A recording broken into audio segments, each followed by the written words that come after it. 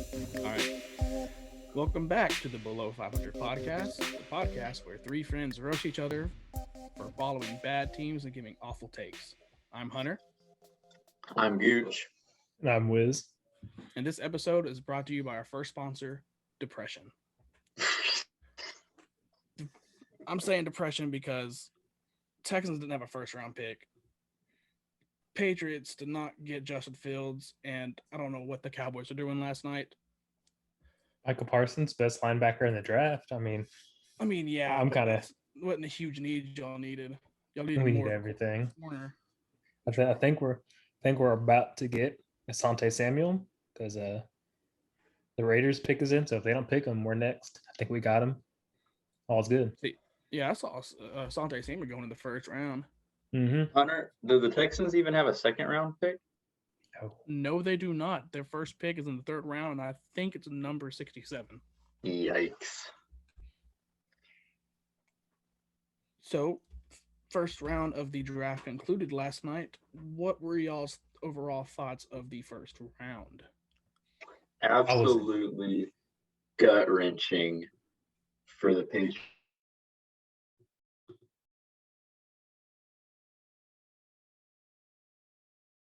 Very clear that that's my guy.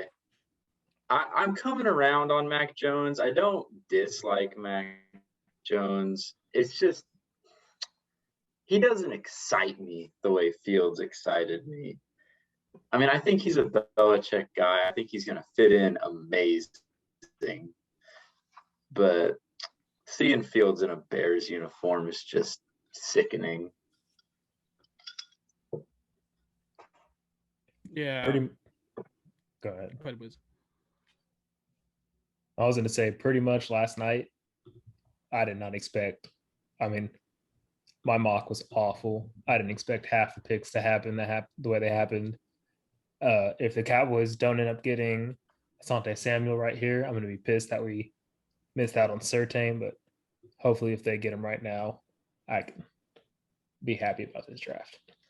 Yeah, I know filling out my mock was so hard because once pick 4 came, really pick 3, because didn't know what San Francisco was going to do with their pick. But really, we were after 3 and 4. Well, and I had mock locked down until about 4 o'clock when Aaron Rodgers changed everything. So my mock shows Green Bay picking 9th overall, but I might not be totally wrong if the news I'm hearing about Aaron Rodgers to Denver being almost a done deal comes through. That could save my entire outlook. See, I don't get how we were all so sure that the 49ers were taking Mac Jones. Everyone was, though. Yeah. Literally everyone. That's when they came out. That's when they came out. Whenever after the trade, they said that they were confident that Mac Jones would be their next quarterback. And they really had they liked him. I just don't get it. Is Trey Lance a guy you trade up to 3 for? I don't think so. I think I was iffy on Jones. I thought for what you're giving up to get to 3, it has to be Fields. Jones is defendable. I just don't get Trey Lance at 3. I don't think, because what was their original position? 12th, the Niners. They could have traded up. You could have easily had Trey Lance at 12. But you didn't need to go all the way up to 3 either. Well, because they got that pick from the Dolphins. Dolphins aren't taking a quarterback. Yeah. And I think the Falcons would have taken Pitts no matter what if he was there. For sure. The Bengals don't need him. The Eagles didn't need him. Lions probably wouldn't have. But we know that Panthers and Broncos passed up on Fields, so they probably would have passed up on Lance.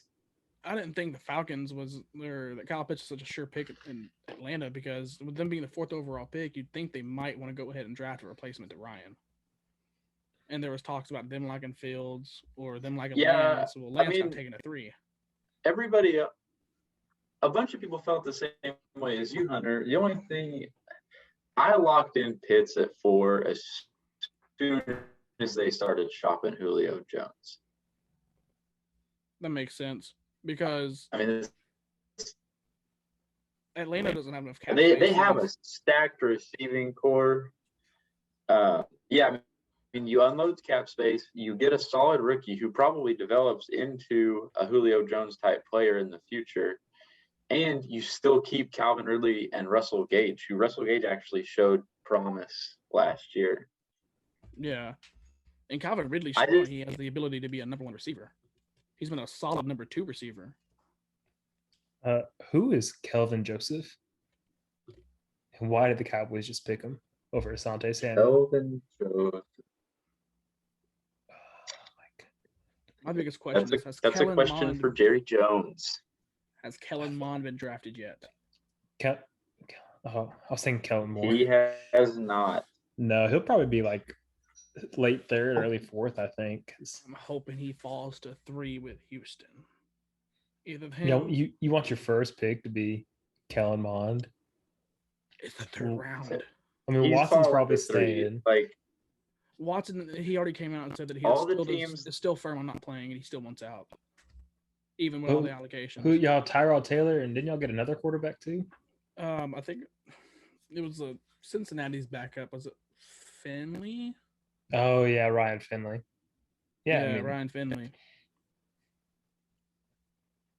I mean, I just think like all the teams that were in the quarterback market got their quarterbacks, so I think the Texans are probably pretty safe. Well, yeah, I don't know. It's interesting to see where Kyle Trask and Kellen Mond still go. I think Washington is going to pick one of them. They need it because Fitzpatrick is probably his last year, so like, it's a perfect time to draft. But also Washington still has Taylor Heineke. Yeah, I don't think you're riding with Heineke. Like, I mean, he was you're good still in the quarterback market. He was good in the last stretch, but if you can have him, he showed he can stand his ground against Tampa Bay in the playoffs. He damn near beat the Super Bowl championships. I mean, Brock Osweiler stood his ground for 6 games when Peyton Manning was out. See how that turned out. I mean, I think I would want I'd want a competition between like Bond or Trask. And I just saw that.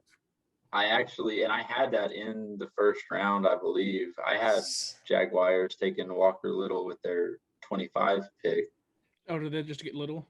Mm-hmm. Yeah, honestly, shocked he fell mid. I thought he was late first, early second for sure. Yeah, it hurts. Like, I'm happy for Jacksonville because they've been in poverty for so long, but it hurts seeing this happen and Houston has to in the division. Yes, that hurts. Like, they deserve it because being a Texans fan, you hate seeing other teams struggle. And God, we're gonna struggle twice as hard now. I mean, what y'all got? The Titans, who have been nice. You have Titans the Colts. Nice. Colts just got Foles. Colts will keep finding a way. Exactly. Foles, Jacksonville has promise with Colts got wins.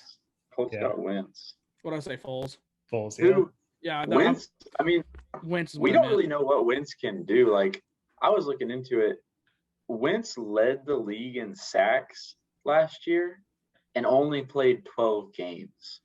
See, that's different though. Now he's in a better situation with him. That's what I'm saying. That's what I'm saying. Like, we don't know what Wentz can do. Yeah. You put him behind like an actual viable offensive line, and like he may be a totally different player that we've never seen before. Yeah, the Colts offensive line still isn't the same, but it's because Costanza retired, but it's still better than what Philly had. As a massive Eagles hater, I'm gonna say I think Wentz had one of the worst O-lines in the league. On top of after his MVP season where he got injured, it seemed like the playbook they wanted him running the most complicated plays. So of course, when you put a mobile rookie in there with a simplified playbook, he's going to do better. The only thing that I see kind of standing in the way of Wentz is, I won't say zero, but extremely limited offensive weapons. That's very true. I mean, they have T.Y. and running backs. If you look at the Super Bowl year, a running back.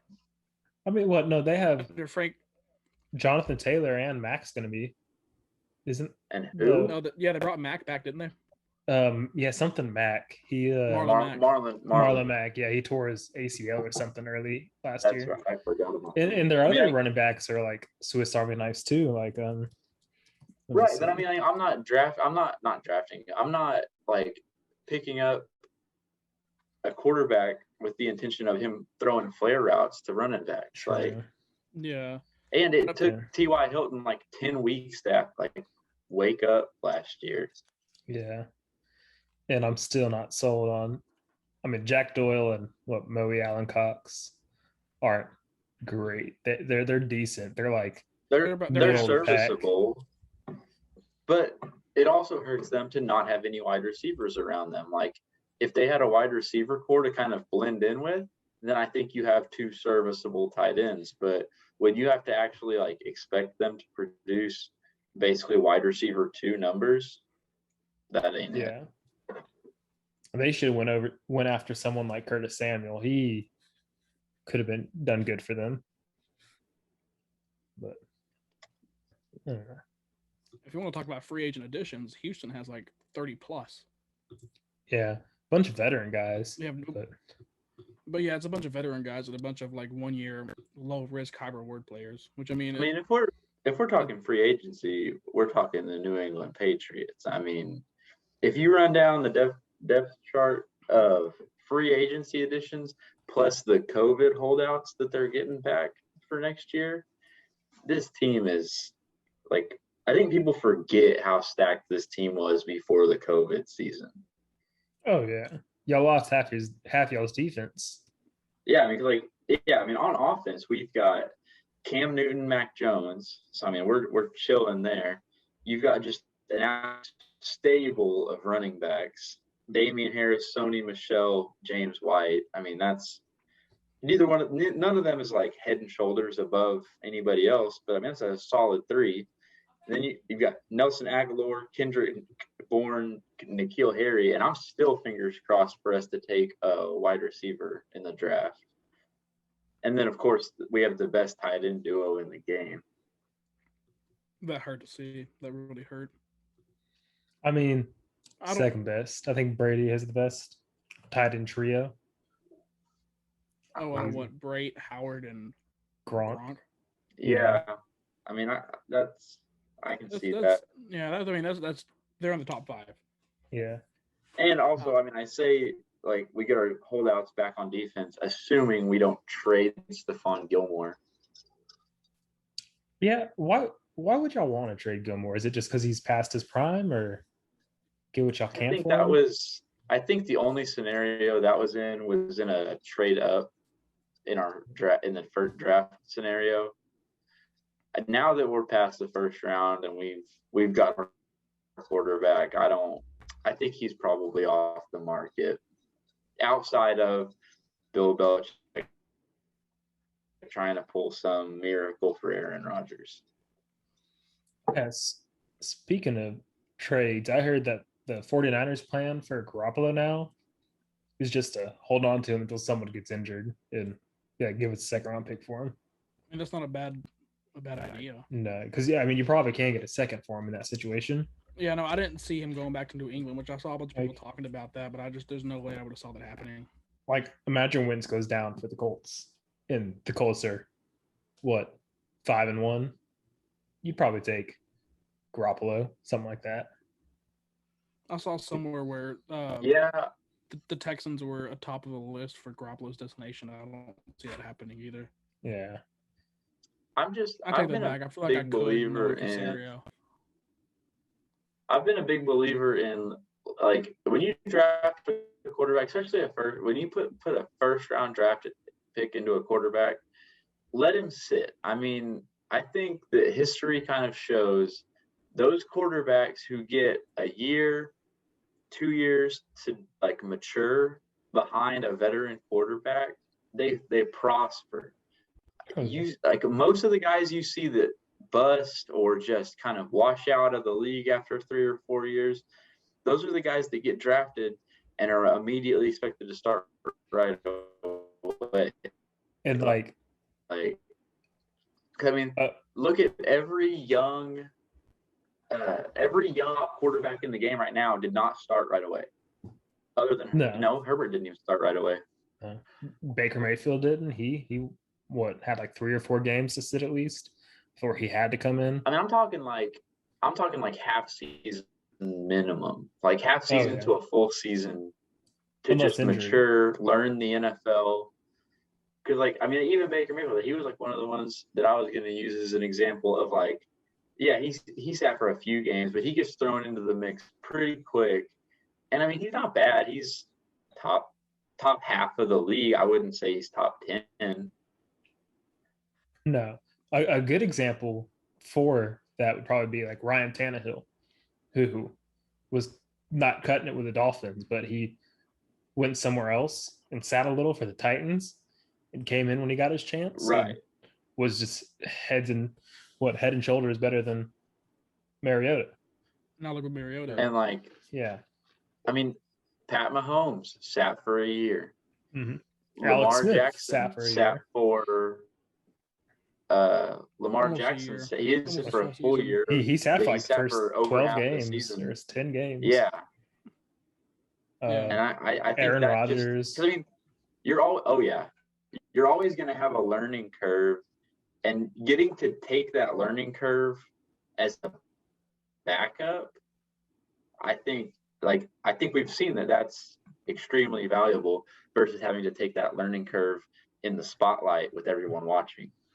That's why I think Washington needs to pick one of Mon or Trask, because Fitzpatrick. I think they go Trask. I just think Trask is like a kind of a deviation from their past picks. I mean, you look at like their past quarterback picks, Trask kind of would be a step like in a different direction. And I just think you got to try something new.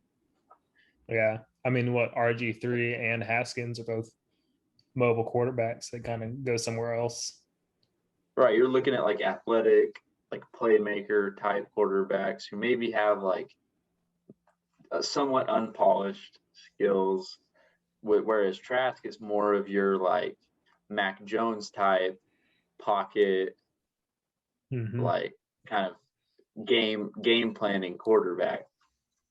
And especially now with Washington, like actually developing the rest of their offense and getting some pieces in place, I think Trask is the way to go if you're Washington. Oh yeah.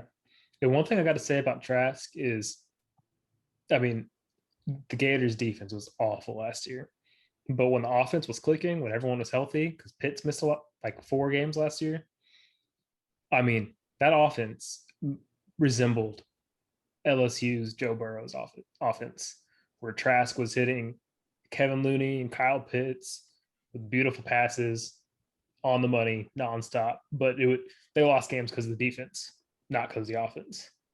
So I could see Trask with the right weapons thriving. Sidebar, Chargers got your Asante Samuel whiz. Yeah, I'm looking at the stats. I've been waiting to say this. I've been waiting to see talk about Asante Samuel Jr. was taken by the Chargers. I'm looking at the stats. I think the Cowboys wanted a bigger corner because I think Trayvon Diggs is a little bit of an undersized corner. And it looks like Kelvin Joseph is 6'1" and Asante Samuel's 5'10". So maybe we just wanted some height on our defense. Also, I'm gonna like sneak preview one of my highs and lows for this week. Bengals finally get their lineman. Jackson Carman? Jackson Carman passing on Penei Sewell, and you give Burrow Jackson Carman. So I mean, Carman's not bad. I have much more to say about this. No, he's not bad, but I mean, I don't think anybody's saying he's Penei Sewell. No, yeah. One thing I read about Penei Sewell, why they passed on him, is because I could have it switched up. I think Penei Sewell is a right tackle, and they have a right tackle. Exactly. And so they didn't want to go through this switch from right tackle to left tackle. Yeah.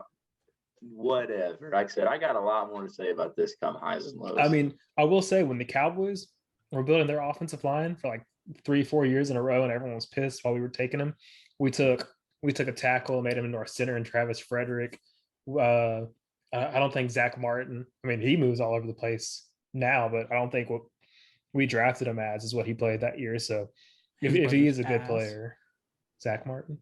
Yeah, Nick Martin, his brother. His ass. Didn't know he had a brother. But... Yes, he was the Texan center for like 4 years. He was O'Brien's boy. That's right. See, right now, the Cowboys have 3. We have 3 third-round picks. Trade them all, jump in right now, and take, what's that? There's one offensive lineman I want who's still on the board. Trade all 3 third-round picks? Oh, yeah. For Tevin Jenkins got picked, didn't he? Yeah, he went to the Bears. Oh, Bears. Dang, I was thinking he was still there because I saw the Jaguars got Walker Little. Yeah, if Tevin Jenkins is still on the board, I'd be perfectly fine with the Cowboys trading all 3 of their thirds right now for him. See, well, oh wait, never mind. Y'all got your cornerback. That's right. There's one last bit of NFL news aside from the draft that we have not gotten into yet, and that is the medium to high likelihood that Tim Tebow is the next tight end for the Jacksonville Jaguars. This man wants to play everything but quarterback. You know, I mean, tell me it doesn't work. I mean, it'd be fun to watch. I'm not going to lie. I mean, okay. Just like everyone was trying to get Lamar Jackson to work out as running back a couple years ago at the combine when Tebow declared, everyone wanted him trying out for tight end positions. And after the Broncos let him go, everyone wanted him trying out for tight end positions. He's got the build and the athleticism for it. And I think he caught a touchdown as a tight end in the Patriots preseason. Don't quote me on that, but I feel like I remember something like that. Maybe it was the Jets, because I know the Jets had him too. But why leave baseball for that? I guess because he wasn't going anywhere in baseball. He was stuck in the minors. But I mean, good for him. Don't get me wrong, but I mean, I'd watch it. I'd love to see how it pans out. I mean, okay, so I'm gonna read y'all something, and just tell me. Like I said, tell me it doesn't work. I'm just gonna read y'all this. Jordan Akins, Pharaoh Brown, motherfucker, Jeff Swaim. I don't know the first name here, but Fursker, Jack Doyle, and Mo Alley Cox. Why are you naming you named all the tight ends in the These are the division. tight ends in the AFC South. Tell me that Tim Tebow does not automatically become one of the most athletic tight ends in the division. Now, have you actually watched Akins play? No. He plays the tight end position like a wide receiver. He's been really good with Deshaun Watson. I don't know if he can build a connection like that with Tyrod Taylor, but. So are you saying he's more athletic than Tim Tebow? I did not say that. I'm just saying Akins isn't like a.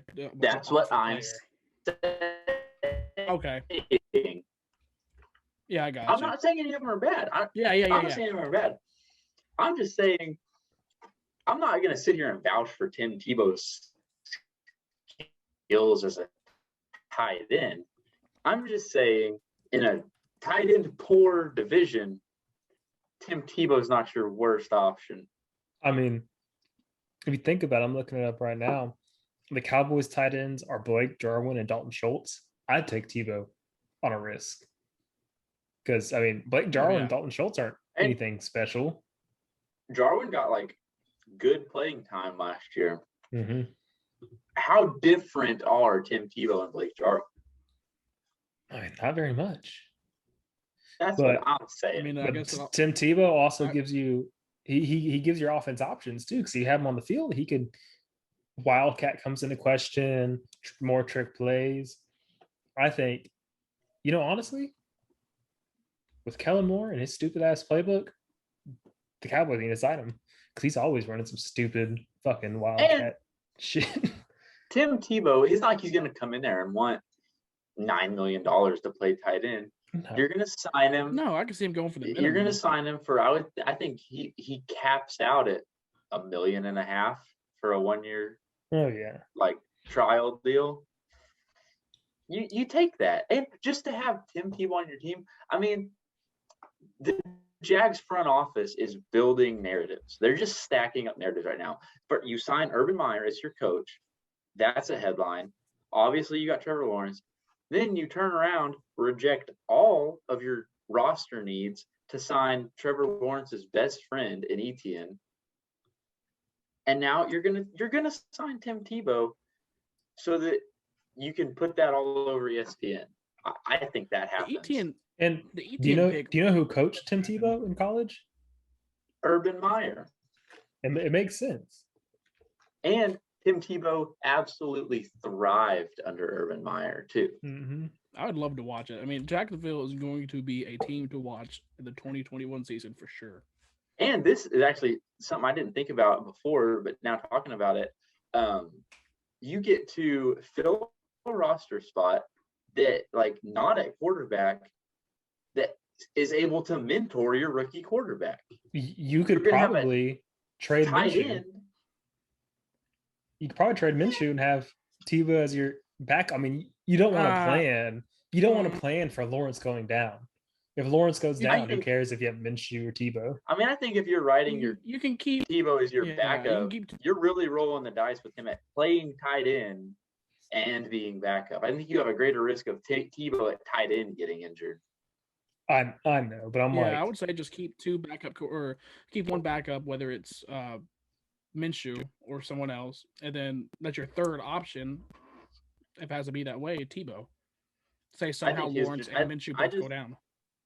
I just think his value as an athletic tight end and a locker room guy for Trevor Lawrence is extremely valuable, and he already has that connection with Urban Meyer. I definitely think this happens. He gonna be leading the prayer circles. Oh yeah, Bible studies in Jacksonville. Do y'all see Tebow getting down and blocking? Oh yeah, I think he can. Yeah, I mean, I think he's in the weight room right now. I think he's eating 4,000 calories a day. I think he shows up to training camp rocking like 250. I mean, he's that type of guy. Like, there's no ego involved with Tebow. No. He's a team first player. You can tell he's always been. But right, and that's why I said, like, I think he's an athletic guy who will develop his blocking to be good enough. Yeah, because he's never had to block. Right. I don't think you signed Tebow to be a blocking tight end that you're putting down in a 3-point stance on the line. Like, you're expecting him to play out in the slot in 4 wide, 5 wide sets and maybe block if he has to. So a little transition here, and this will transition into the next topic, kind of. But I had the Packers taking this guy in the first round. I had a few more receivers going first round, but Rondell Moore just got signed or drafted by the Cardinals. I saw that. That's why I had the Packers taking. I looked up some tape on him. He looked like he was a good value. Just had some health issues. But speaking of Packers, I don't know. I mean, weapons are starting to. I don't know how many people are left. Rodgers. All the big names. I mean, there's my guy. My guy is still on the board. I'm hesitant to say anything because my Patriots went defense in the second round. Tylan Wallace is still on the board. And you want to talk about value picks.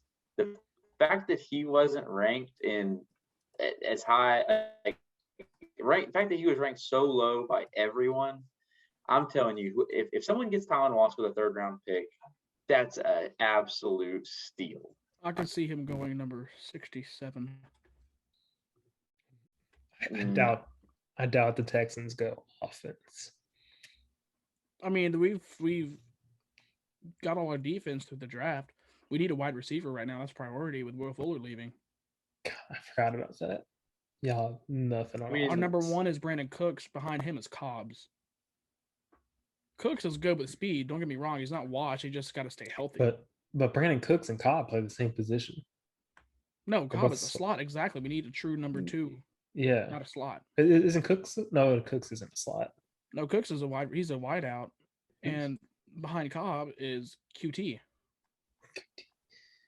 I mean, we have Chris Conley too, but I mean, you have one pick in 3 rounds, and you're in an absolute QB crisis, and you think you go wide receiver? yes. Oh, I mean, I would love to see him get Kellen Mond, but I don't see them getting a quarterback this year. See, I think I want to get either if they were planning on Mond, y'all would have traded Watson by now and gotten exactly second or first round pick or something like that. But you also have to think about the fact that we've seen it in the trade market.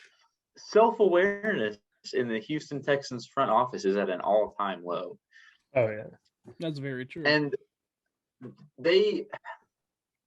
you can say they should have traded Watson by now, and I agree with you. But I don't think that changes their asking price, and their asking price has been astronomically high. Yeah, 3 first-round picks, 3 2 second-round picks, and a defensive starter. Yeah, and like I said, I don't think their draft plans come into play with that much. Like they're trying to milk this quarterback they've got on their hands for everything they can, regardless. The ideal situation would have been to trade him to the Jets, because that would have took away all their assets, and they would have still been trying to build a team that's nothing. So they would have got the most return for the Jets, because they would have their 3 first-round picks would have been higher picks. Did the Jets offer 3 first-round picks? Supposedly, the front runners were New York, Miami, and the Niners were in it, and the Eagles were in it. And the Panthers. Yeah, the Panthers. Well, Niners backed out. Jets backed out. I think all that's left now is Miami and Eagles are the 2 teams that are still interested. And I doubt Miami would want to anyway, because this would have been the year. They could have just dumped all the picks they had this year on y'all. Yeah, I know. Yeah. But I don't see Watson accepting a trade to Philly. Because you got to keep in mind, Watson has a no trade offer or a no trade clause. Oh yeah, he can pick where he goes. So it's a sit and wait situation, and I kind of compare this to the James Harden situation. I'm to the point now to where I'm like, all right, just it's whatever, cut ties. Just numb to it. Yeah, I'm numb to it, and it won't feel real again until it's actually done. Yeah, that is a gorgeous transition into NBA talk. So we've got a few bits of news on the NBA side. None of them I'm super interested in, so I'll let y'all kind of take the lead on that. One of the biggest headlines I saw in this past week was that a bar in Ohio said they will no longer play NBA games in their establishment until LeBron is kicked out of the league. That is absolutely stupid. See, I am snoozing on this. Yeah, it's sad that that's one of the biggest stories right now, and it really is. I mean, NBA is so dry, and it's sad that it's so dry because playoffs are right around the corner. Oh yeah, but everybody's just focusing on how tight the race is versus there's no big news coming out. If there's news, it's somebody sitting or somebody resting. I'm gonna tell you something, and I haven't had a sports take that I am this confident in years. You can have my life savings. You can have the keys to my car. When I tell you that I can say without a shadow of a doubt in my mind, this bar owner voted for Donald Trump. See, safest bet in sports history. And let me tell you right now, I could give a rat's ass if you air NBA games or not. Who's going to a bar just to watch NBA? Is that the NFL? It's a billion-dollar industry.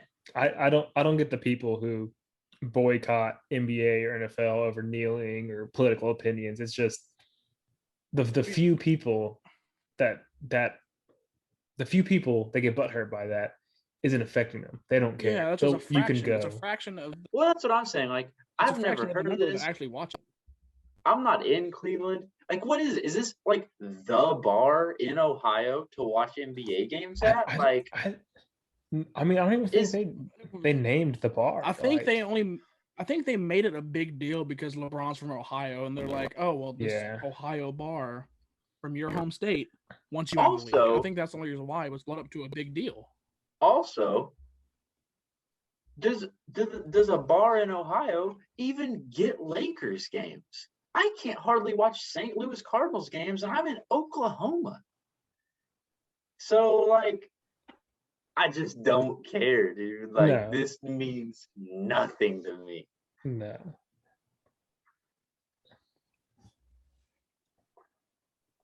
The funny thing is, LeBron isn't even playing right now, so it comes out of nowhere too.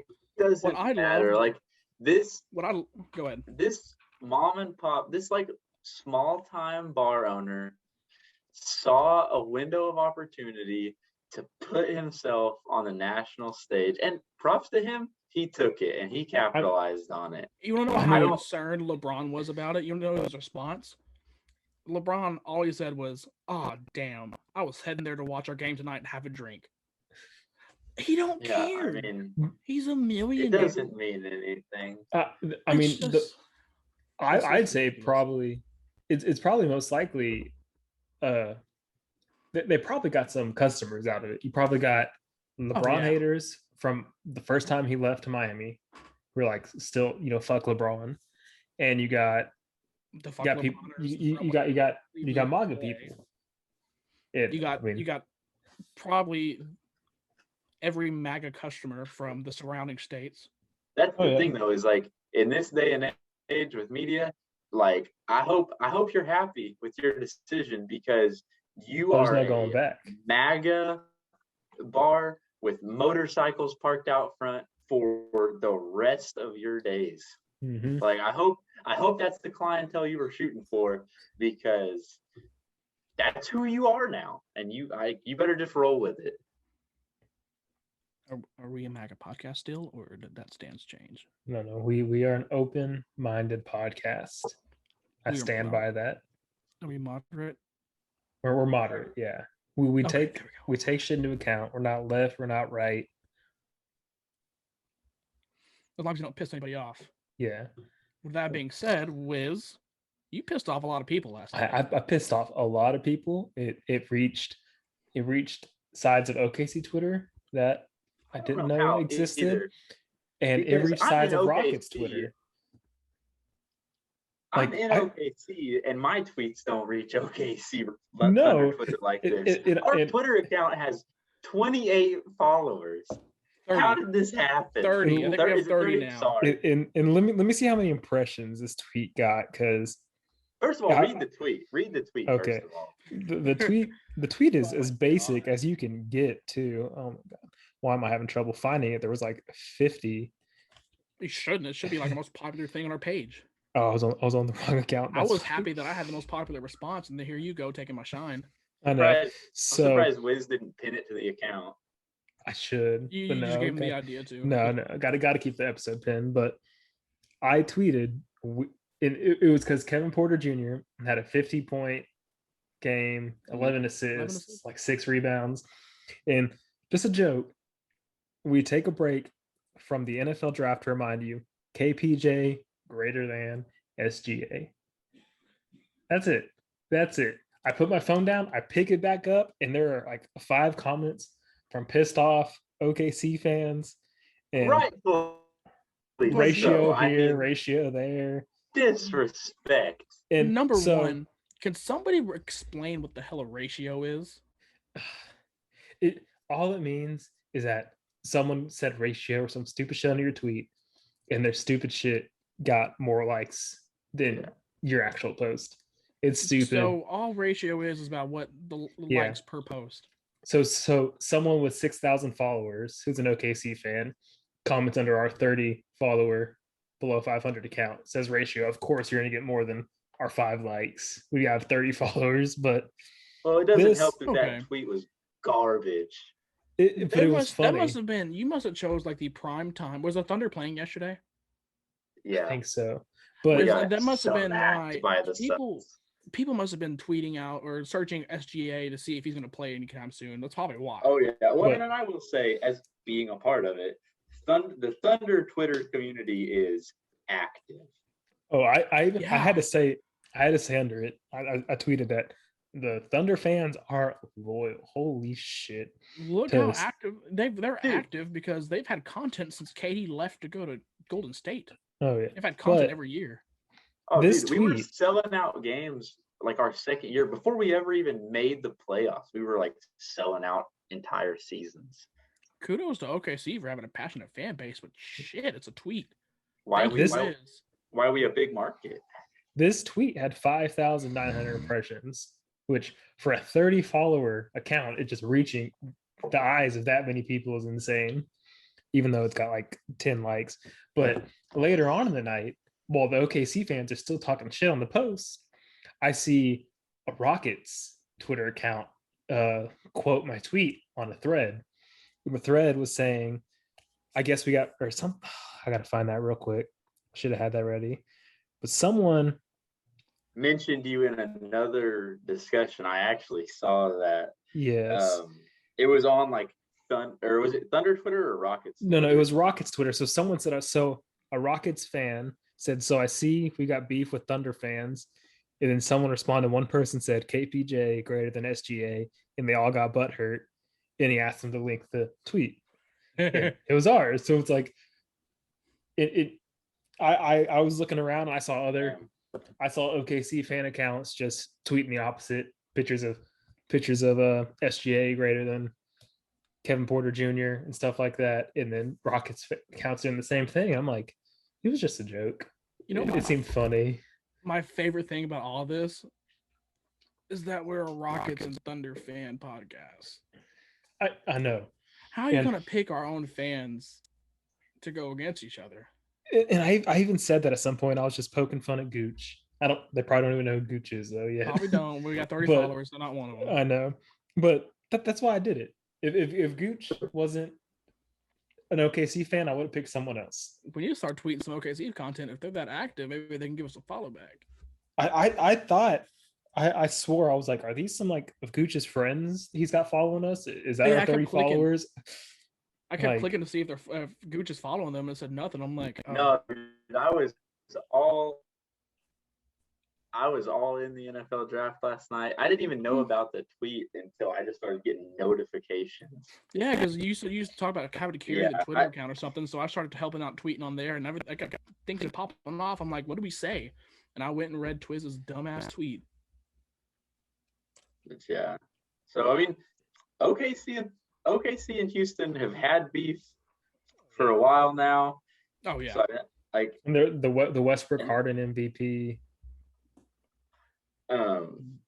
knocking you out of Yeah, the playoffs. I definitely don't think this is the last time our Twitter account beefs with either fan base. No, I will, but But I that will being say, said, I will say, if we have any Rockets followers in the future, they'll get pissed off. The Rockets fan base is flaky. mm-hmm. I get pissed off. Like we're shit this year. I'm still a fan. I don't watch most of the games, but like people who do watch the games who just like hate the team. I don't know. It bugs me. either way, Okay. that'll get. Let's get into some of our Let me- personal Let me take a beef break with real this. quick and just say the Oh. Titans got a steal for the offensive with their pick. They got Dylan Radins from North Dakota State, first round grade.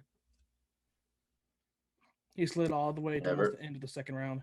Oh, the Browns got a steal of a linebacker too. Oh yeah, he was also first round grade. I'm not even going to attempt to say that Who we get? name. Give me Owusu a sec. Koramoah. Oh, Jeremiah Owusu Koromora. Koromora. I don't see an R at the end of that. Just rolling the dice. Oh yeah. Oh, the Steelers. I could see them taking a QB right here. I would not be shocked. I mean, do Who's they? their backup right now? I mean, Rudolph? they've got Don't tell me three. it's Rudolph. Is it still Rudolph? They've still got Hodges behind him though. Oh, didn't they sign Haskins? Who signed Yeah, Haskins? They did. I forgot all about that. I thought they still had that Hodges kid. Duck Hodges. Yeah, I thought. Oh shit. Let's look it up. I'm looking. Dwayne Haskins. Yeah, he's on the Pittsburgh Steelers. Damn. Okay, maybe they do. Maybe they do pass up on a quarterback just at the chance to develop Dwayne Haskins. I mean, they have like 3 or 4 viable quarterbacks. Mason Rudolph is not a viable quarterback. Chill. He's a racist. He's a racist. Y'all gonna get me started. We're gonna be MAGA podcast again. I don't think he said it. Was completely debunked. Anyways, all right. We're gonna get back into our NBA awards debate again because this week we actually have a full rundown of our awards predictions for the NBA since we got about 3 weeks left in the regular season. Yeah, like 2 or 3 weeks. Yes, I think 2 weeks. 2 weeks. 3. I was told playoffs start. There's 2 left in fantasy. May 22nd. Yeah, they have the regular season stops on like May 14th or 16th. Okay. So it's like 2 weekends from now is the last weekend. But they have to play in after. All right, so we're just gonna kind of run down MVP. We said on the last podcast. Me and Hunter both have Jokic. I'm holding firm on that. I mean, barring I don't know how bad you can collapse in 2 weeks, but I think as long as he just stays consistent for the next 2 weeks, he's got it. He's the best player on one of the best teams. I think he's holding on to it. And I think it's a little biased, but I picked Embiid. I'm on his hype train. I've been on his hype train. I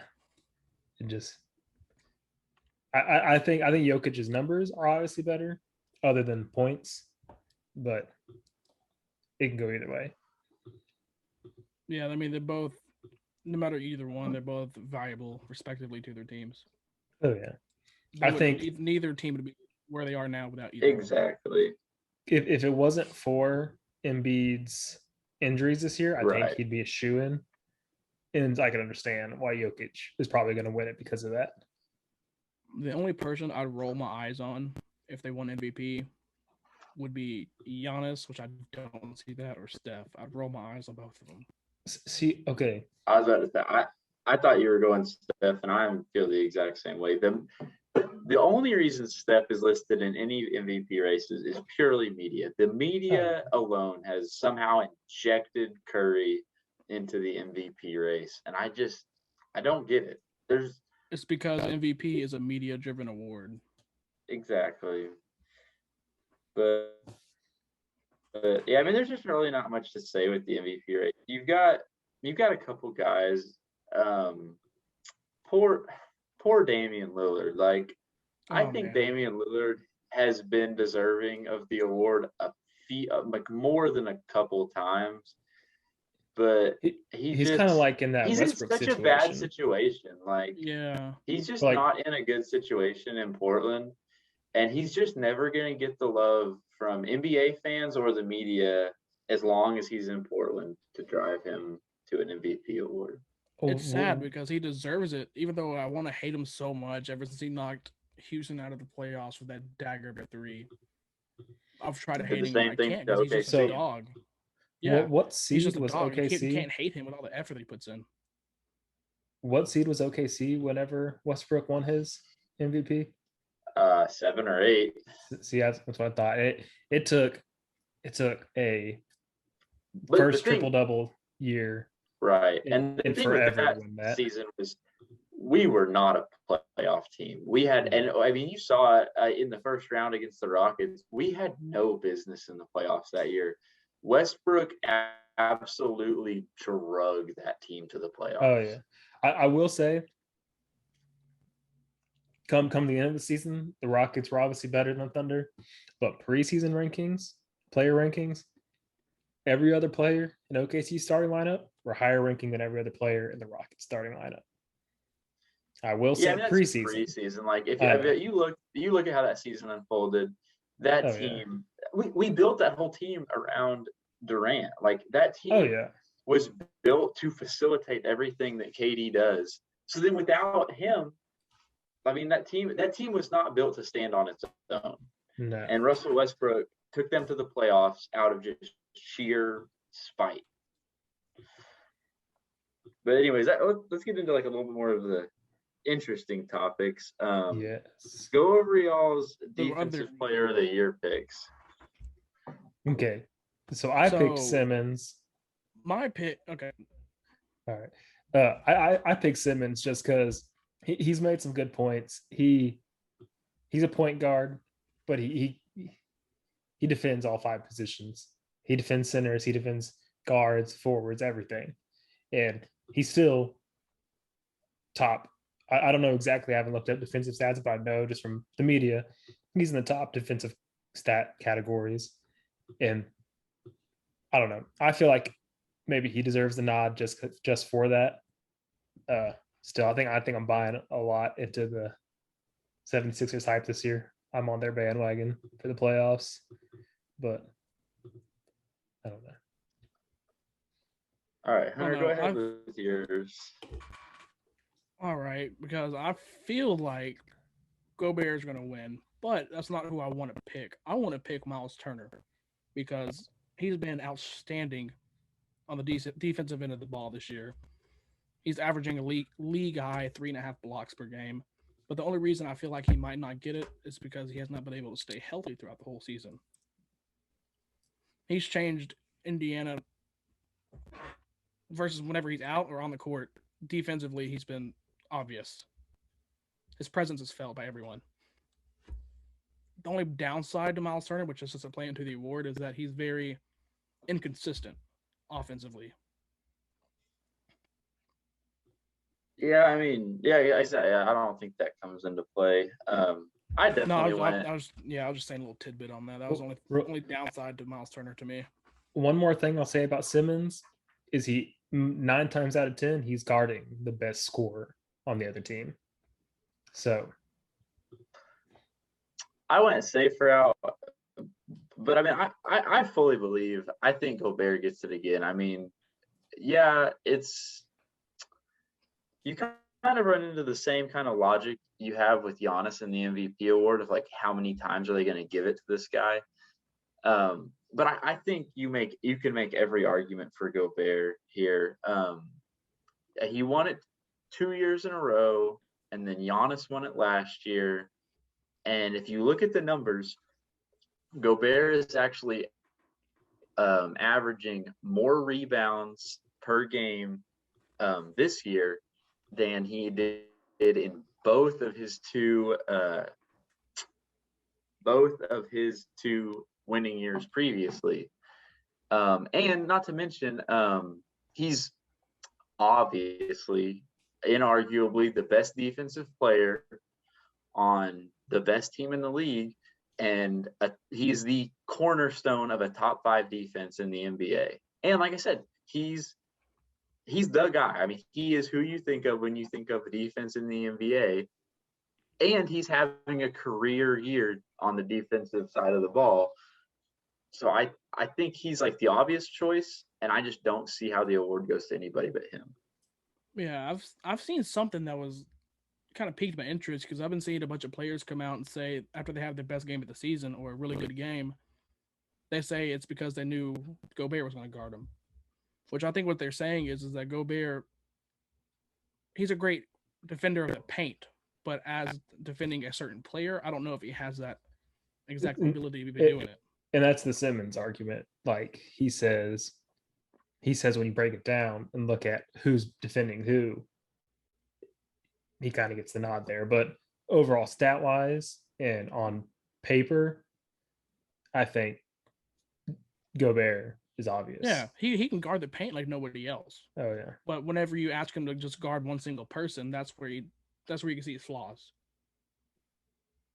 Yeah, I mean, I get what you're saying, but like, he's a center. Like, it's not like the Jazz aren't paying Rudy Gobert to like defend the perimeter or get through screens or anything like that. Mm-hmm. They are paying Rudy Gobert to defend the paint. That's it, hands down. Which I understand that. Like, I could definitely, I see Gobert winning the award. I'm trying to get to his stats. If Gobert ends up on, if the defense breaks down and he ends up on the wrong guy, that's not his fault either. Because they're not drawing it up for him to end up on a guard or small forward.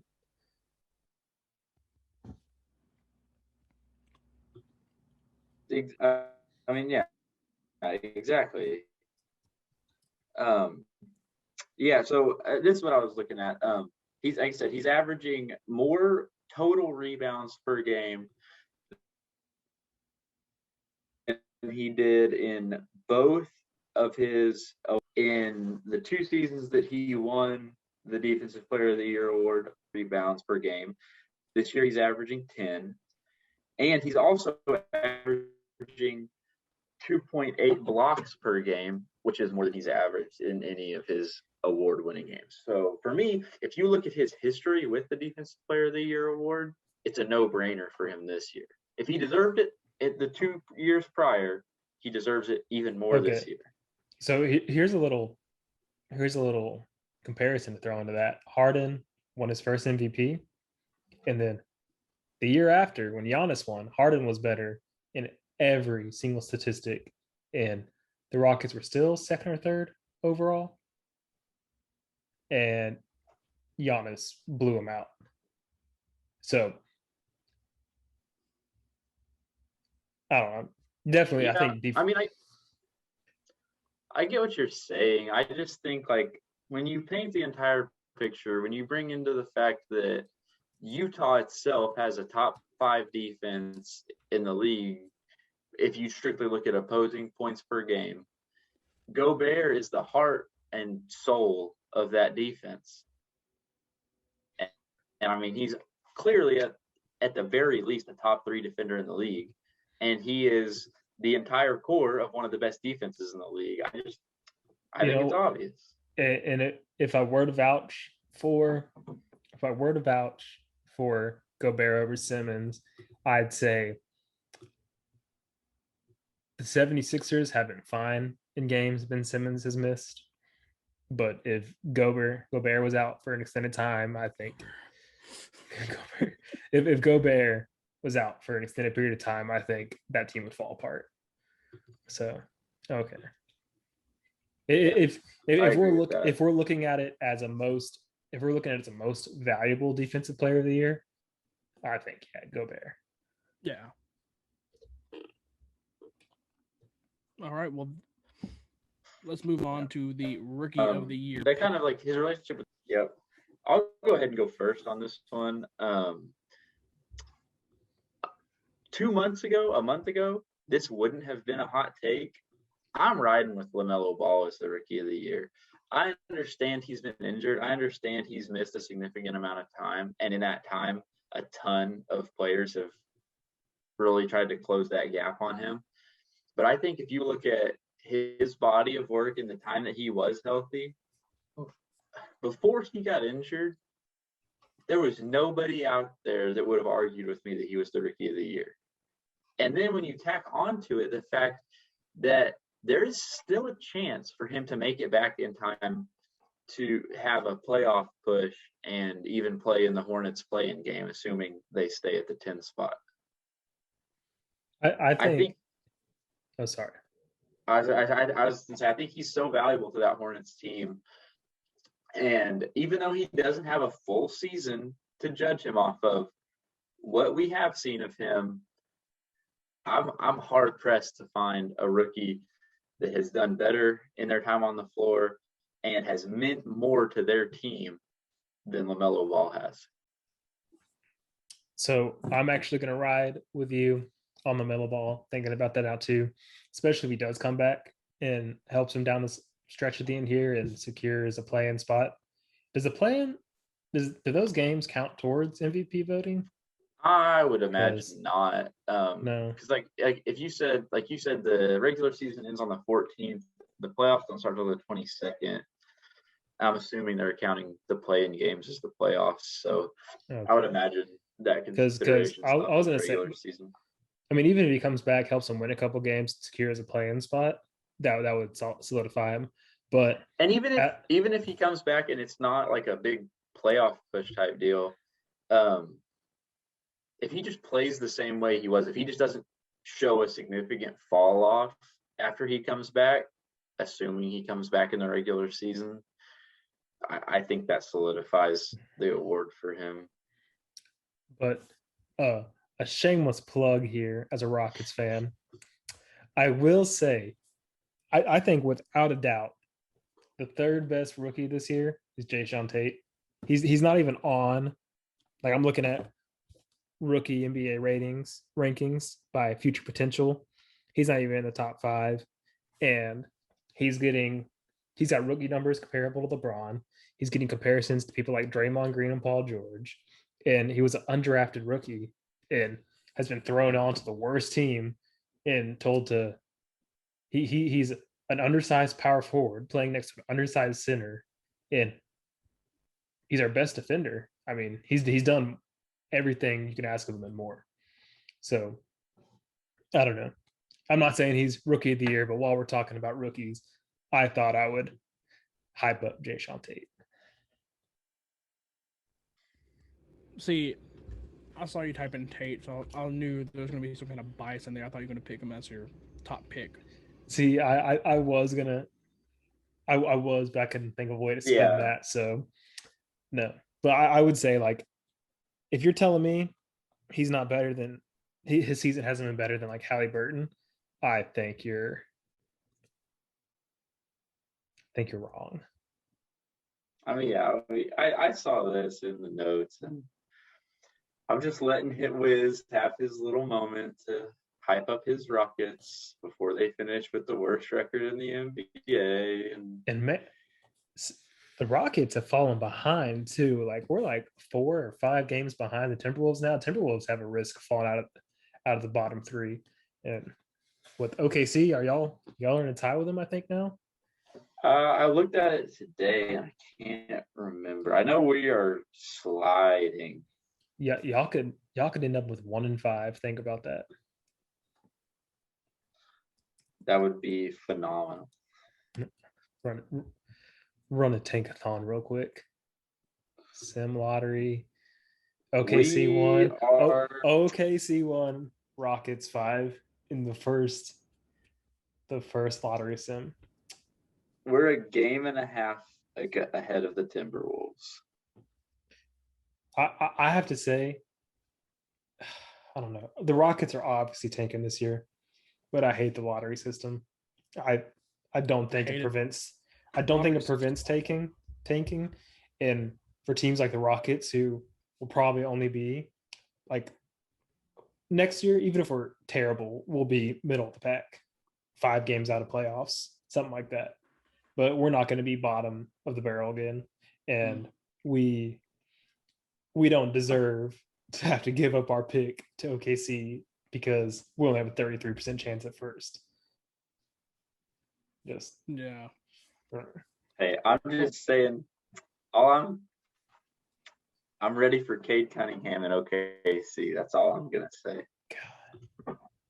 Well, back to the original topic at hand. My pick of the Rookie of the Year, it really hinged on not knowing whether, because I feel like Ball would win it. He'd hands down win the award if he never got hurt. I don't know how much his injury is going to factor into the pick.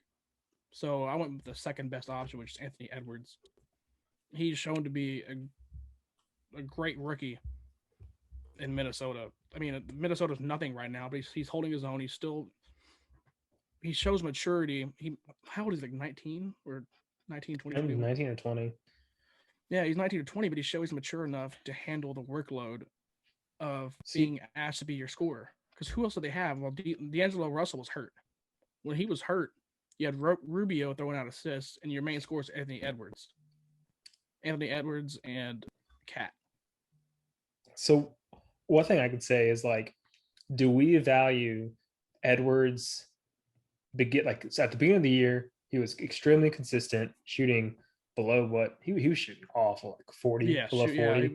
Yeah, He was turning it over. He was awful the first 20 games at least. So do we value those awful 20 games more than LaMelo Ball's missed 20 games? Well, yeah, true. But also LaMelo started slow too and really accelerated whenever he became a starter. Same thing with Anthony Edwards. He started off consistently bad, but when he showed a little promise, they had to throw him into the starting lineup because of injuries, and he showed promise. I don't think LaMelo was ever a detriment to the team. That's true. He just needed more time to get in a rhythm and do better. Yeah. Yeah, and I think taking in like what Wiz said, like if you look at the full body of LaMelo Ball's work this season, he doesn't have like he had a somewhat slow start, but he doesn't have like a glaring like dark spot like Anthony Edwards has. Or like if you just look at what they did alone, aside from games played or injuries or anything like that, LaMelo Ball had just a brighter overall season than I think than Anthony Edwards did. So it'll all just depend on how the voters feel about LaMelo Ball. Yeah, LaMelo's going to win it, but if injuries become a factor, then I think Edwards is in line. But that's what I'm saying. Like if the voters decide to really take that injury into account, which I don't really think would be fair to LaMelo Ball, but if that does decide to play like a big factor, then I think that's the only way he doesn't win it. But not exactly the same, but a good example would be 2019 NBA Rookie of the Year. Luka won that, but the second half of the season, Trae Young was by far better than him the second half of that season, by far. But when you look at Luka consistent across the whole year and Trae Young's subpar first half, you don't give it to him. So do you value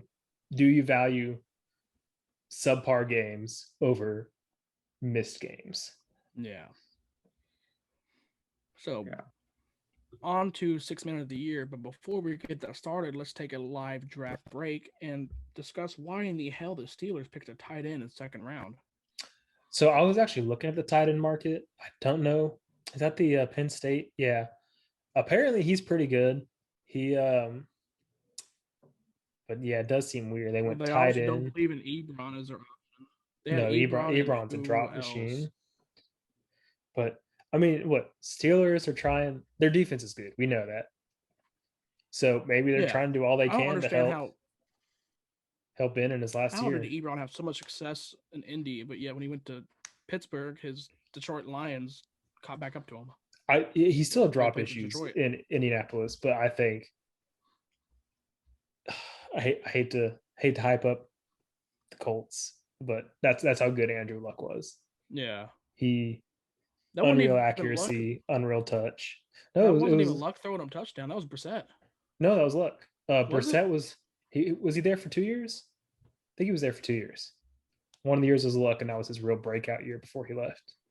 I believe Ebron was there for 2 years. Because with Brissett, then Luck, and left. Because there was kind of there for a while, like because Ebron's been. How many teams has Ebron been on?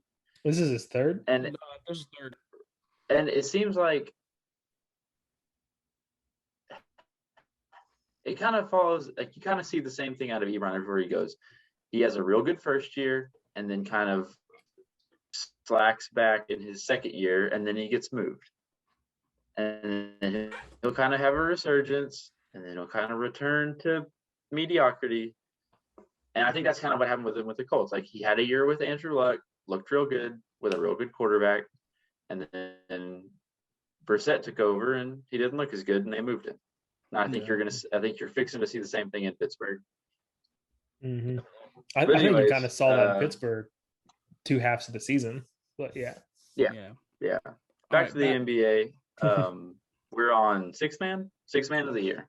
Yeah, I'll take it Yes. first this time. So my sixth man of the year, which I feel like is an obvious choice, is Oh, Jordan yeah. Clarkson. I There think we're hasn't- all in agreement on that. Yeah. There hasn't been Yeah, another I'll person I'll that's go ahead and qualified get as a mine out of sixth the way. man. And just the fact that I believe he's the second leading scorer for the Jazz, and he's coming off the bench. Yeah, That's all you need to know. it's insane. It's the sixth man is so valuable because whenever your starters are out, you need someone off the bench that will help give you juice. And even if you're towards the end of the game, you're gonna have your best players in. He's a sixth man that would be a starter on any other team. And the funny thing is, I said Clarkson too, but I threw in Ingles' name just because he's the only guy. Like, even if you go online and look it up, he's the only guy even contending with him, and they're on the same team. Yeah, I mean the Rockets had that same Yeah. situation after they got Lou Williams. It was Clarkson- Eric Gordon, Lou Williams a couple years ago. That was It's Clarkson. I threw Ingles in there for honorable mention, but also just kind of funny. This one I actually feel pretty strongly about, and this one is kind of a little bit of something most people won't think about for most improved player. I have Jeremy Grant for the most improved, and I'll go ahead and get it out of the way. My Thunder bias definitely comes into play here. I was a big Jeremy Grant guy when he was in OKC. It definitely hurt to see him go. He was a role player for OKC, so I think a big part of his kind of like this step up to the next level that he's taken, he's got a bigger role. So he's obviously going to have better numbers. But if you look at his numbers and actually run down his stats for this year versus his previous years, he looks phenomenal. He's averaging 22 points a season. His previous career high was 13. And I'm actually looking at his stats right now because I don't know too much about him. And if you plug in per 36 stats, that would make his previous average high 60, which still shows a lot of growth because that's less minutes. Mm-hmm. Yeah, I mean he's having pretty much by almost every stat a career year for himself. Mm-hmm. And I know, like, I had to dig pretty deep into different articles and ratings to find his name in the talks for most improved. But once I got into the numbers, I think the numbers speak for themselves. And I don't think a lot of people are talking about him for this award, but I think he's as deserving as anybody. Yeah, this award was very, very hard for me to pick one person because there's a handful of people that have proved themselves to where they should be wanted by several teams. Their play is great. Christian Wood is somebody my Rocket bias is showing, but he was bounced from team to team. Nobody really gave two thoughts about it. But whenever Houston signed him, he ended up being one of the biggest signings by us because he's grown tremendously. I'm sure Wiz has the stats on hand. I really didn't prepare for that part, but yeah, I'm looking at it. Christian Wood has become one of the better. He's more naturally a power forward, but he's become one of the better centers in the league. I mean, and before his injury, like around late mid-season, mm-hmm. he missed 5 to 10 games. It was right before the middle of the season. Yeah, he missed 12 games. That's when we went on that 12-game losing streak. So we were 11-10 when he got hurt. So he at that point in time, in every stat category, and I remember I said in the group chat without faces, who would y'all rather have? And every single person in the group chat picked Christian Wood's stats over Anthony Davis's stats. Mm-hmm. So for the first half of the season, Christian Wood was better than Anthony Davis in every way imaginable. And he's playing the center position when Anthony Davis is playing a power forward position. Exactly. Well, I feel like Christian Wood would flourish even more if he was in his natural power forward position. He's been doing better lately since Olynyk came in and started playing some center minutes. Mm-hmm. But I would love to I would love to put some Rockets bias there and put Christian Wood. But if it was not for Julius Randle, I would say Christian Wood. But he's had other good years. But this year he's gotten more efficient in every way. His three has gotten a lot better from his previous career high was 34%. Now he's shooting 42% from three. And he's shooting his best regular percentages. I just lost it. Oops. Most points of his career, most assists of his career, most rebounds of his career on a Knicks team that has just completely evolved this year. Yeah, my reaction to like the Julius Randle take, I get the numbers adding up, but my thing is just like you said, we've seen him be good before. Like his number, I get that he's putting up the best numbers pretty much of his career, but we know he's good. Like I think there's other players that have improved more. Like when you look at the rest of their career, as opposed to Julius Randle.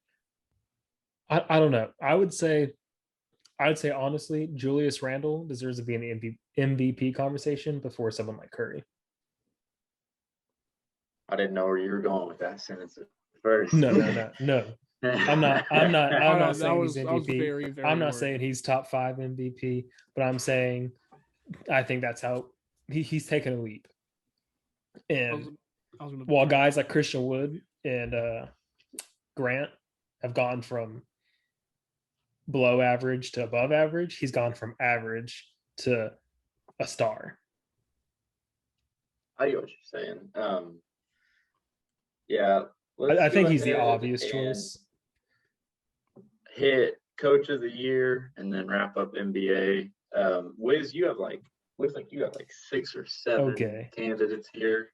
So honestly, okay, I'm gonna just run down this real quick because it's hard to pick because there's so many teams that are kind of rising up or first year coaches that are making their team better this year than they were last year. Like Doc Rivers with the 76ers, their hands, I can't even think of the phrase right now, but they're hands down better than the 76ers of last year with Doc Rivers. And Monty Williams, he is, God, why am I blanking? He's the Suns coach. I was going to help you. I was going to let you struggle. It was pretty funny. Oh, man. I'm just blanking right now. NBA is not on the top of my head. The Suns added Chris Paul, who, of course, is a big reason for their success, but that's also Monty Williams for making it all work. Quinn Snyder, not to be confused with Dan Snyder, Hunter. He obviously has the Jazz all of a sudden as the top team in the league out of nowhere. I don't think anyone saw that coming, and they're practically the same team they were last year. I don't see where they improved drastically player wise. Tom Thibodeau, the Knicks turnaround, but personally, just because it's a cool story, I would say my coach of the year is Nate McMillan from the Hawks, because the Hawks were disappointment the first chunk of the season. They fired their head coach and hired Nate McMillan, and since then they've gone 20-9. They're now in play for like the 4th seed, I believe, and which is impressive because when you see 1 through 3, the Nets, 76ers, and Bucks, no one's catching up with them. But if Nate McMillan was there all year and they're playing the way they're playing under him, they'd probably be in that top 3. They'd be in that conversation. Yeah. So I think for the situation he's been in, taking over a team mid-season and dealing with that, I think he deserves Coach of the Year. Yeah, I'm sure Yeah, if Reese watches this, he'll I definitely enjoy am not gonna. I'm definitely not gonna argue with you. I think the only thing that kind of hurts him in that situation is exactly what you said, not having a full season. I think it's gonna be hard. I think voters are gonna have a hard time giving it to someone who didn't coach for a full season. I don't think he's even in You have the so many other conversation. deserving coaches. Yeah. Right. I get what you're saying. I said it last week, it still stands. My NBA knowledge, especially this year of all years, is pretty limited. So that's why I was pretty surprised whenever I saw Hunter put Dan Snyder, because I did not remember him coaching any NBA games this year. I thought he was pretty busy with his Marvel and Disney Plus gig that he had going on. But like I said, I'm not an NBA guy, so I was anxious to hear what Hunter had to say about that. Yeah, so Hunter, I was defend already yourself. typing that, type Snyder, and I'm like, oh shit. All right, so No, that's staying in. I typed Snyder, and then just to help myself remember it, I put Dan by accident as the first thing popped in my mind. Probably should have double checked that before I typed Dan, but I chose Quinn Snyder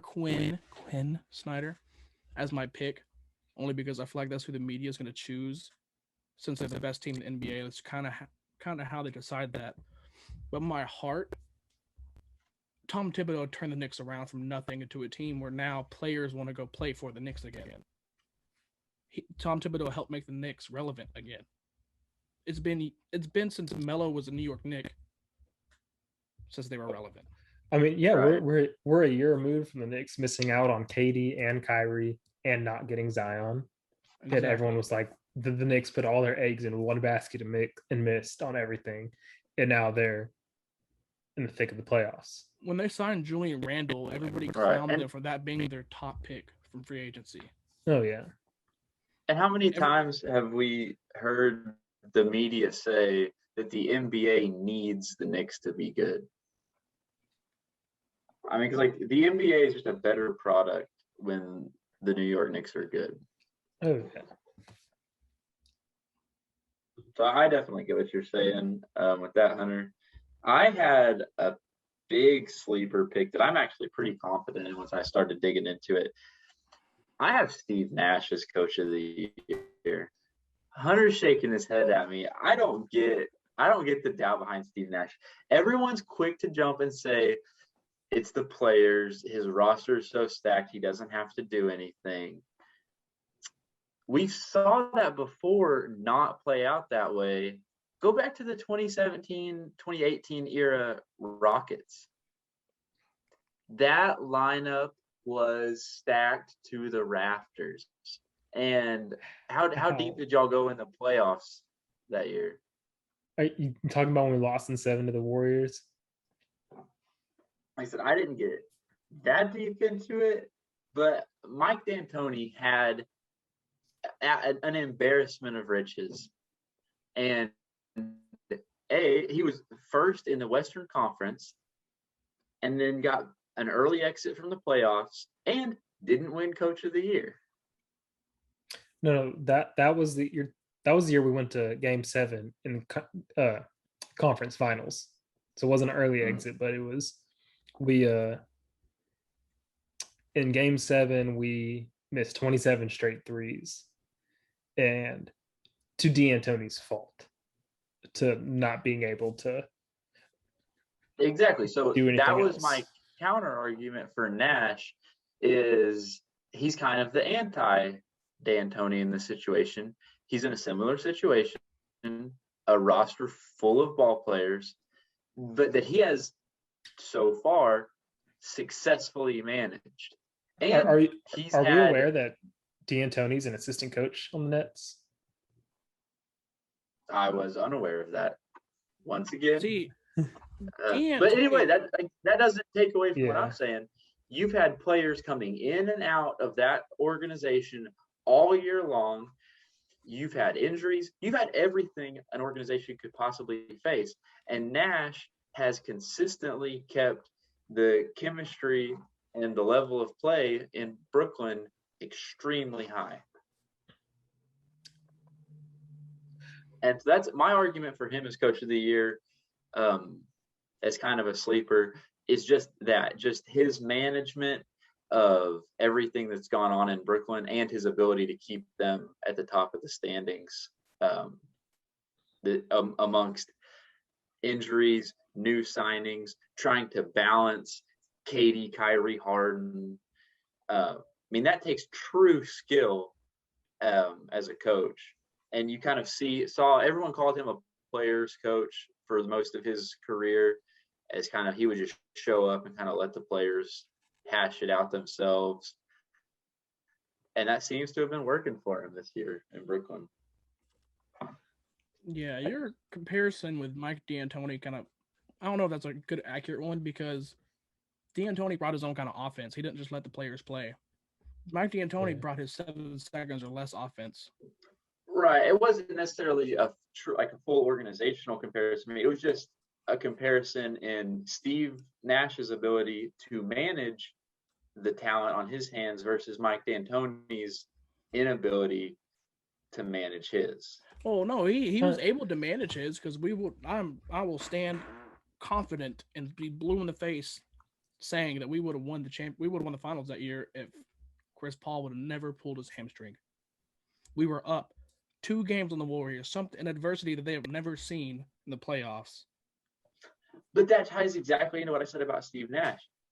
The Brooklyn Nets have battled injuries all year long, and Steve Nash has just rolled with it and made the best out of it. I'm gonna 3 of the top people in the NBA. Okay. If one's out, you still have 2 of the top people to. I'm gonna say one thing. We know KD and Harden can be great and carry teams on their own. Well, actually, we don't know KD. Oh. I believe KD can. He's never had to do it on his own. Harden has. So the alone Harden games, the alone KD games, I won't give him too much credit for that. But he's had a lot of alone Kyrie games. And Kyrie is an issue when it comes to, he spoke out about Steve Nash.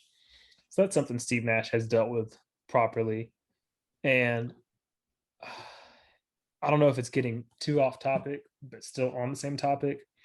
But everyone says LeBron coaches the Lakers, the Cavs, whatever. But the year he joined the Lakers and they missed the playoffs, everyone blamed Luke Walton. No one blamed LeBron.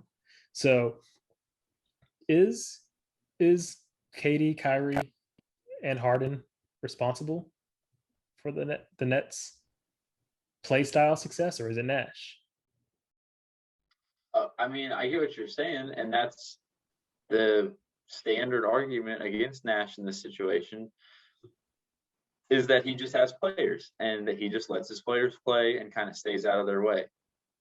But I think there's something to be said for, when you have that many ball dominant players on one roster, somehow managing to salvage the on-court chemistry between those 3, I mean, that's got to earn him some points in finding some way to make that system work. And work as new players come in. I mean, you saw Blake Griffin, who he had a big gap in his kind of NBA relevance between when he was on top of the world with the Clippers and then his dark ages in Detroit. He comes to Brooklyn, he steps right into the mix and instantly thrives.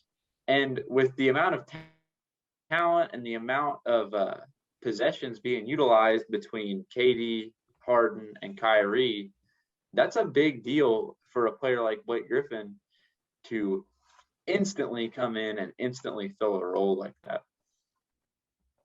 And just while we're on the topic, I do want to say I do hate the people who acted like the addition of Blake Griffin and even LaMarcus Aldridge for that short time was such a big deal for the Nets, because weeks before they were on the Nets, we were talking about how ass they were and they weren't beneficial to the teams they were on. But all of a sudden, when they got on the Nets, they were these god players, So I guess that's a nod towards Nash, saying it's something the media is going to take away from him. All right. That's pretty much our NBA segment. We're going to hit MLB real quick before we wrap it up with highs and lows. I've got a few things to hit on MLB. I don't know if I actually stated this whenever we were doing our intro last episode, doing teams, but I ride or die with the St. Louis Cardinals. If you guys remember from that episode, ex-college baseball player, baseball has been basically my entire life, and the Cardinals are who I've got. And we kind of had some rough years, some disappointing years than what we're used to. The Cardinals are hot right now. I mean, I'm telling you, they are on fire. Whenever we started making notes for this episode, we were just coming off of a sweep of the Reds, who are one of the best teams in the National League right now, or were at the time of our last recording. We turn around and we split a series with the Phillies, and we are now up 6-3. Going streak has moved us from the middle of the pack NL Central to standalone second place in the NL Central, and a mere 2 games behind the Brewers. So I don't really know if there's going to be much out of either of y'all on this. I just wanted to kind of throw that in there and give my Cardinals some shine in this situation, just to see them come out so hot in the beginning of the season, which we're normally not great at. But my next highlight of the MLB Cardinals bit, I caught a glimpse of the NL West standings, and something is happening in the NL West. I just mentioned that my Cardinals are 13-12, standalone second place in the Central. The 4th place team out of 5 in the NL West are 13-12. The Giants and the Dodgers have 2 of the best records in baseball inside the same division. And then the kind of forgotten team in 3rd place there, I say forgotten, I use that word tentatively, is the Padres, who are like one of the faces of baseball right now, one of the most electrifying teams in the league. And they're in 3rd place in their division. The NL West is absolutely wild to me right now. And go ahead. I was just gonna say I'm definitely a victim of. I love baseball, but the Astros. I'm definitely a victim of not keeping up with the rest of the league. Just why I'm not chiming in too much here. Yeah, same here. I'm just like, I've never been big on baseball until it gets at least after the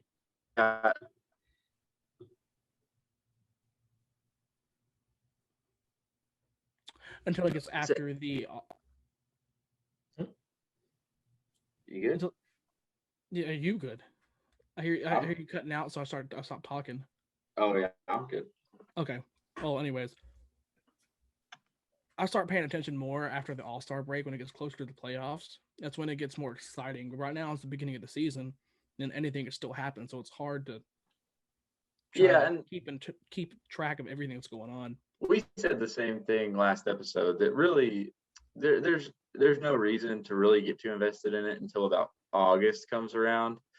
I just saw the tear that the Cardinals were going on in the NL Central, and just really felt like throwing that in there. The one thing that happened this past week that I did want to dig into, Madison Bumgarner for the Giants threw a no-hitter this week. However, most people probably didn't hear about it in the news because it was part of one of those special COVID doubleheaders that they're instrumenting this year. And it was a 7-inning game. So the MLB has came out and ruled it an unofficial no-hitter that will not be counted towards his stats. I wouldn't count that either, because Bumgarner is somebody that I do know about because I had him on my fantasy team, and he has been absolutely hot ass.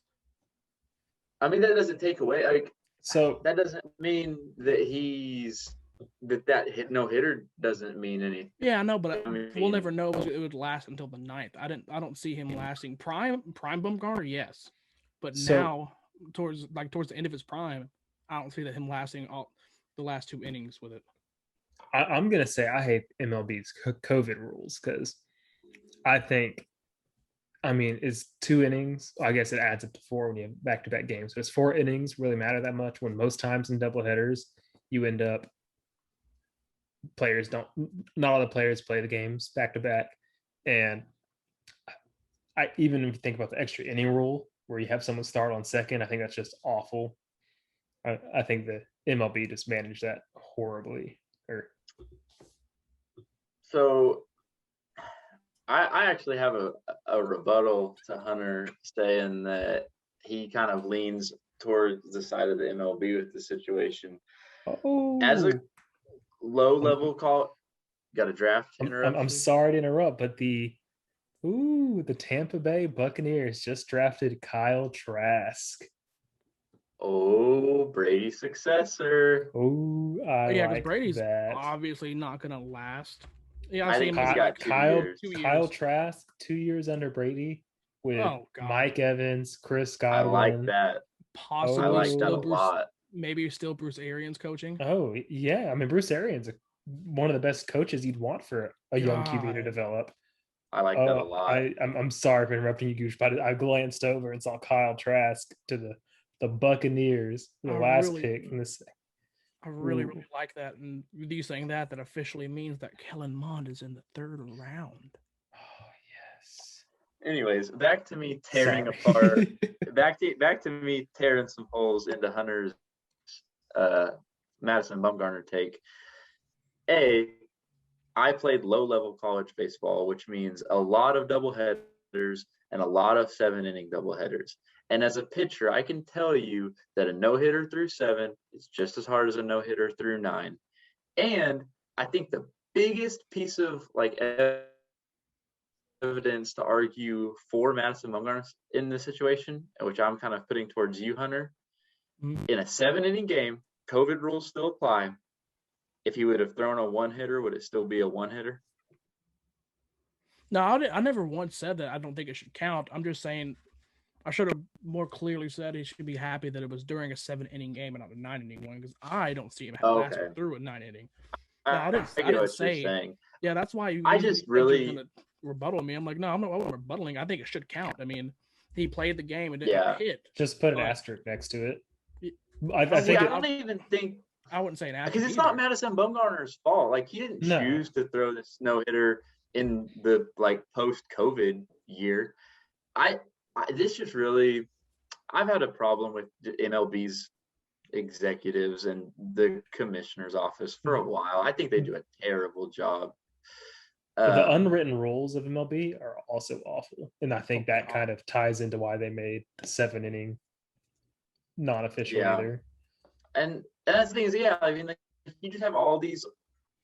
I mean, honestly, all these old people that are so invested in just it's 9 innings because it's 9 innings and it's always been 9 innings. Okay, but why? Like, why is a 7-inning no-hitter any less impressive than a 9-inning no-hitter?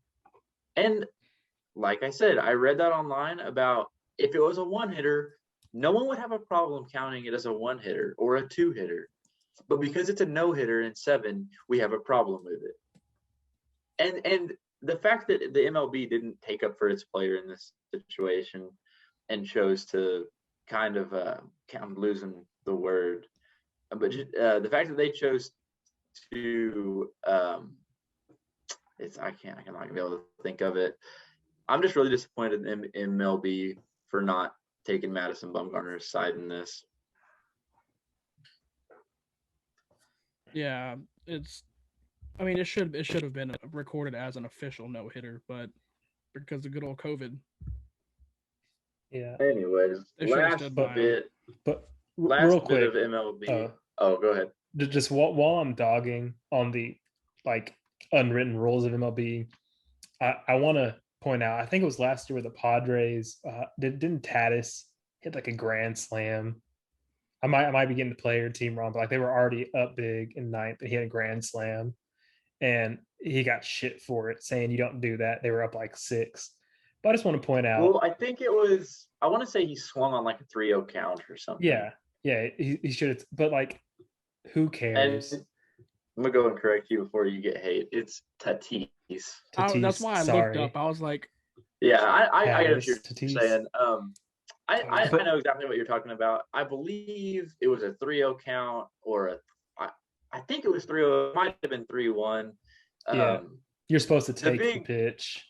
I mean, almost universally, not just in a ninth inning, you take 3-0. But I said this at the time that it happened last year. Hey, pitcher, don't put yourself in a 3-0 hole, and you don't have to throw that fastball. Like, you're putting yourself in a 3-0 hole with bases loaded to one of the best hitters in the game. Like, you get what you get. But just kind of my like point to that, it's no shot at you, Gooch. It's just the example from my memory. Back in 2018, the Astros were down 11-0 against the St. Louis Cardinals. And that was after 3 innings. But in the 6th inning alone, we scored 11 runs.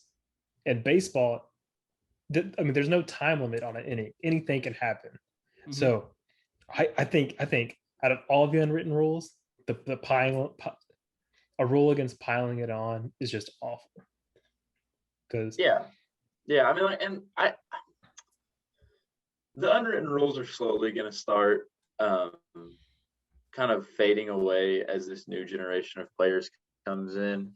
I'm kind of 50-50 on it. I definitely have mine that I still subscribe to, but I definitely think there are a good portion of them that were implemented by old guys, and they're all just real stuffy, like, keep your head down, don't like, do your thing and go back to the dugout type of rules. Like, if you're up big in the 9th inning, don't swing 3-0. Like, who cares? He saw a pitch he liked and he hit it. He did exactly what he's supposed to do. And exactly what Wiz is saying. You can score any amount of runs in any inning.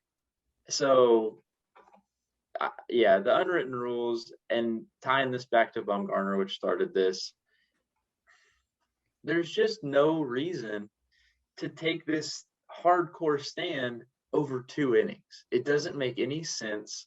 All it does is take away from the players and the value of the game. I actually did have kind of an unwritten rule type take on our next topic of MLB, the viral clip that was going around of the pitcher who, sadly, my Cardinals, hit Bryce Harper. This was a really bad situation for me because I'm ride or die St. Louis Cardinals. That's my team. Bryce Harper, however, is my favorite player and has been my favorite player for about 4 or 5 years now. And seeing this video of him wearing that 97-mile-an-hour fastball just straight to the teeth was painful for me to watch on all sides, because the video, Bryce Harper takes this 97-mile-an-hour fastball straight to the face. Texans pick. Vikings traded up to number 2. I think they traded up to second, but they got Kellen Mond. Minnesota Vikings drafted Kellen Mond right in front of the Texans pick. Go. Hey. Hunter. Ian Book's still on the board. Who? The quarterback from Notre Dame. Oh my. I'm just now seeing that hit by pitch. And you just saw the video? Yeah. Oh my God, my stomach sunk when I saw that. That could not have hit him more square in the face. How do you not turn your head, dude? Like, this dude literally opens his body up to it. Like, turn the other way. I don't know what was going on with Bryce Harper. That was really tough for me to watch. But then in the video, the freaking pitcher hits the next batter too. And then I'm blanking on the name for the manager for the Phillies, but umpire obviously issues warnings to both teams, and the manager for the Phillies was hot. Ended up getting thrown out over it. And I get his frustration, but I know exactly why the umpire did it. The umpire did it because you just got your best player blasted in the face, and then another player immediately after hit with a 95-mile-an-hour fastball. I'll tell you now, that umpire was not warning the Cardinals, because those were two obviously unintentional pitches by the Cardinals pitcher. The umpire was warning the Phillies. He warned both teams, but that was directed solely at the Phillies to prevent retaliation on their part, which goes back into the unwritten rules. And surprisingly, there are a ton of unwritten rules that actually support retaliation in that scenario. Oh yeah, you stand up for your players. I mean, that's one thing I love about baseball. The Phillies the Phillies manager was absolutely livid, resulting in him getting ejected in that situation.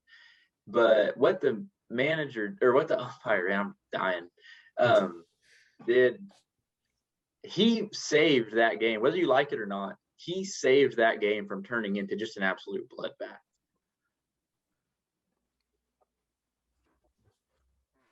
I pose a question for you. Would you rather get hit in the face by a 97-mile-an-hour ball or catch a hook for Tyson Fury? Oh. Am I cheeking the ball? Do what? Where is the ball hitting? Like in the face. I mean, like Bryce Harper got hit in the face, but he walked away. No broken nose, no broken teeth. And and that's sheer luck, though, dude. I'm telling you right now. Yeah, that's what I'm saying. Give me the punch. Yeah. Yeah, I'm taking the punch all day. I'm taking the punch. But I don't know. Are we? Get the punch from Tyson Fury. Gooch cutting out. And I'll show you. I was gonna say, damn. Oh, you're good. Am I back? You're back. You're back. Texans picked a quarterback. I'll just say, give me the punch. They picked Davis Mills, standing quarterback. Who is this guy? Who is this guy? Hey, I'm not gonna lie. I've heard that name going around mock drafts. Supposedly, he's like one of the smart quarterbacks in the draft. So if y'all drafted a quarterback, especially not Kellen Mond or Trask, that means Watson's gone. Y'all know Watson's gone. This just turned in. All right, this is a great transition into our wait. I'm sorry. We can transition right after this, but just we're on the topic of MLB and unwritten rules. We'll never be on this topic again, probably. But the Yankees no facial hair and no long hair rule is the worst thing. I hate in sports. I hate it. The worst. And I have gotten in so many absolutely heated arguments with baseball players over this, and it's absolutely wild to me. Baseball players love this rule. I don't understand it, but baseball players will defend this rule to the absolute death. And it drives me insane. You are a professional athlete getting paid millions of dollars. I don't give a shit what your hair looks like. No. Like, as long as you come up and play. It pained me watching Garrett Cole have to shave. You want to hear the argument, Hunter? I'll tell you the argument. At least if you talk to like a normal baseball player. Yeah, what's their argument? They're the Yankees and they can. So they don't have any factual things to back it up. They're just like, they can do it. They're the Yankees. It's tradition, and if you don't like it, don't sign with the Yankees. So what if the Yankees drafted you and you had like a big old beard? Like, could you say I'm not going to shave my beard? You? I mean, yeah. So it's actually interesting you said that.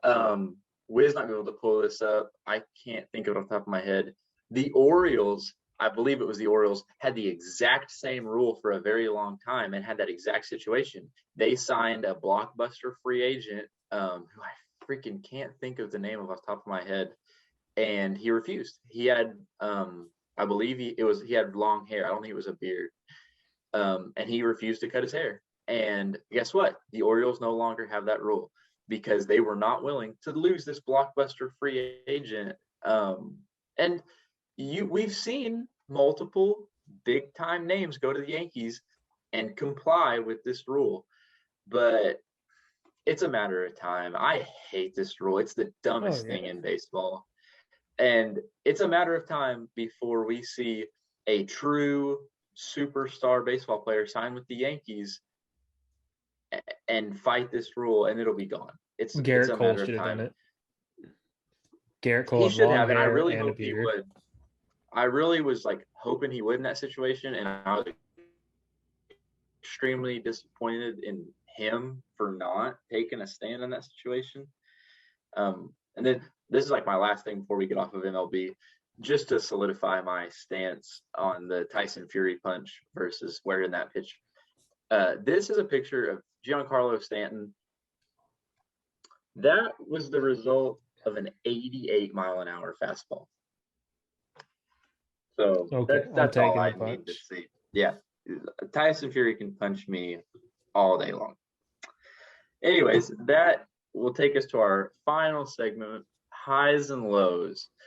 This is going to be a recurring segment. I'm going to go ahead and start. I saved this for the end. I skipped right through NFL without mentioning this too much. My low for the week is the Cincinnati Bengals front office. I was absolutely appalled with their 5th overall pick. It doesn't make any sense to me.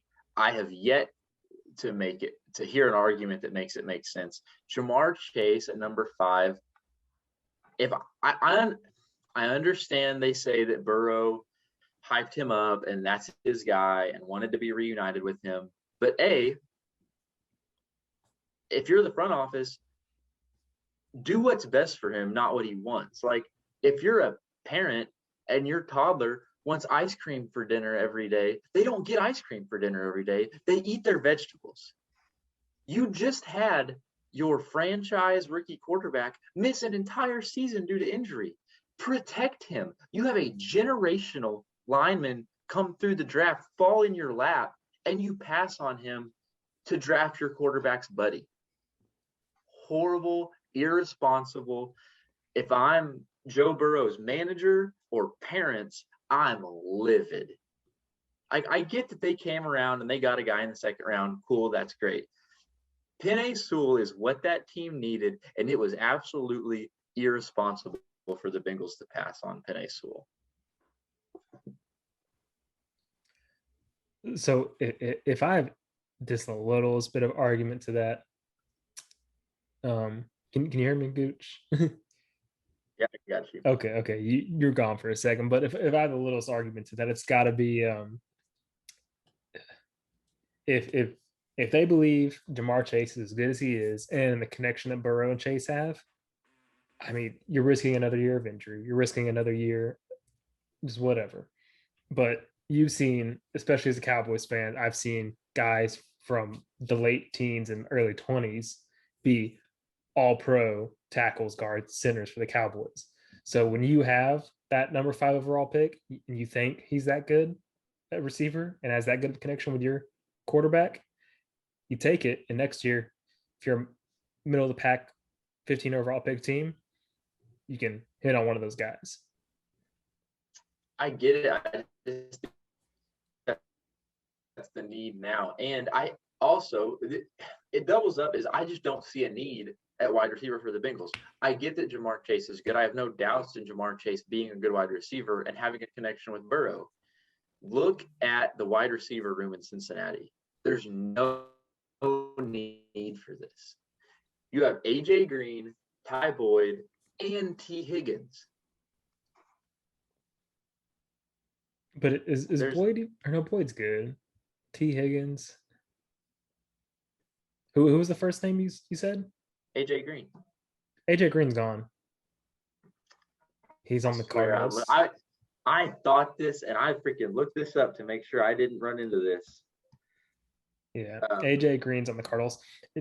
Speaking, the Cardinals picked a receiver last round. So the Cardinals have A.J. Green, DeAndre Hopkins, and Rondale Moore. Rondale Moore apparently is one of the receivers with a lot of upside. And if it wasn't for injury, he probably would have won it a little higher than that. So I don't know. Kyler Murray is no excuse next year. Yeah, that wraps up my freaking rant about the Cincinnati Bengals. I'll never come around on this pick. It does make sense to me. I think it's a bad decision, and I'm not changing my mind. We have a late highs and lows edition for Hunter with a last minute topic. It was fairly a good week until roughly 8 minutes ago. Now, I really want a refreshing glass of bleach. The Texans have so many needs to fill, wide receiver being the biggest and most glaring need. And they go out and pick Davis Mills. Who? He started. Let's look at this. So, Bleacher Report. No, ESPN was kind enough to just throw a little tidbit in there. 65.5% completion percentage. Okay, 11 starts the past 2 seasons. How do you have 11 starts in 2 seasons and somehow you're high enough to be picked in the 3rd round?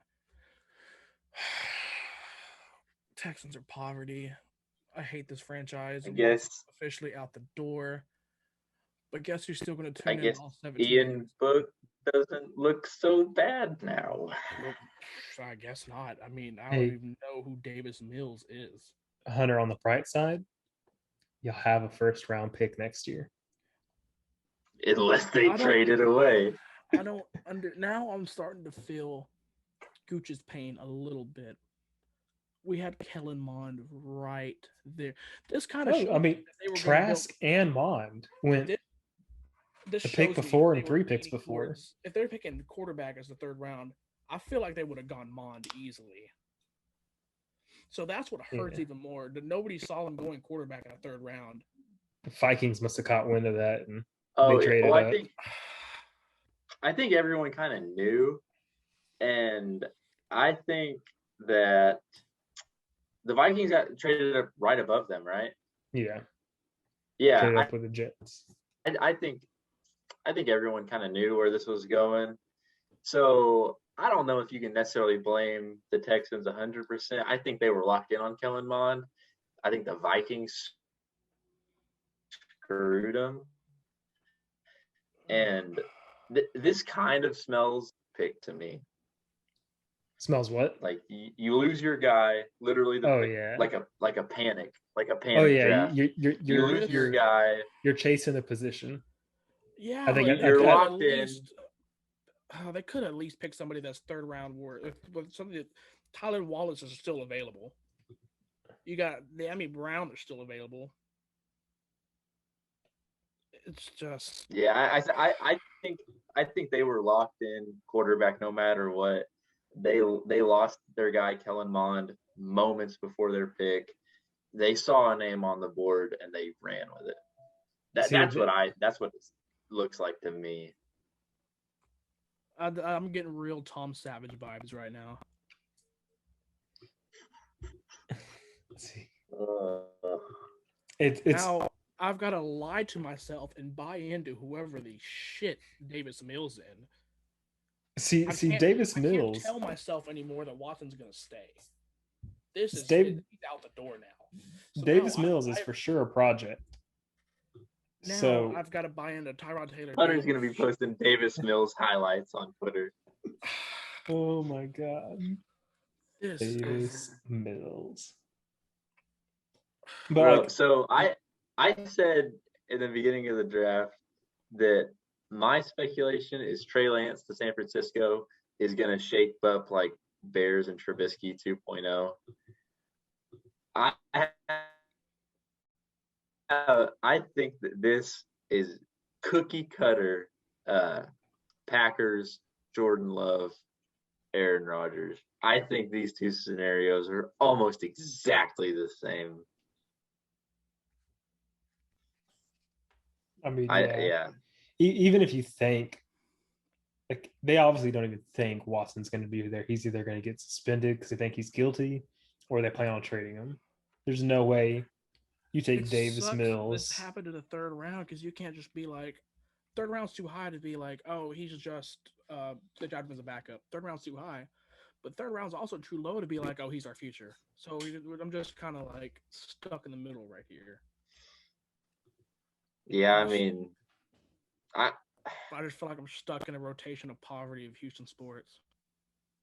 I don't know. Like, unless you can squeak out a trade, you have to try and squeeze one more year out of Watson. I mean, like, are you starting Davis Mills week 1?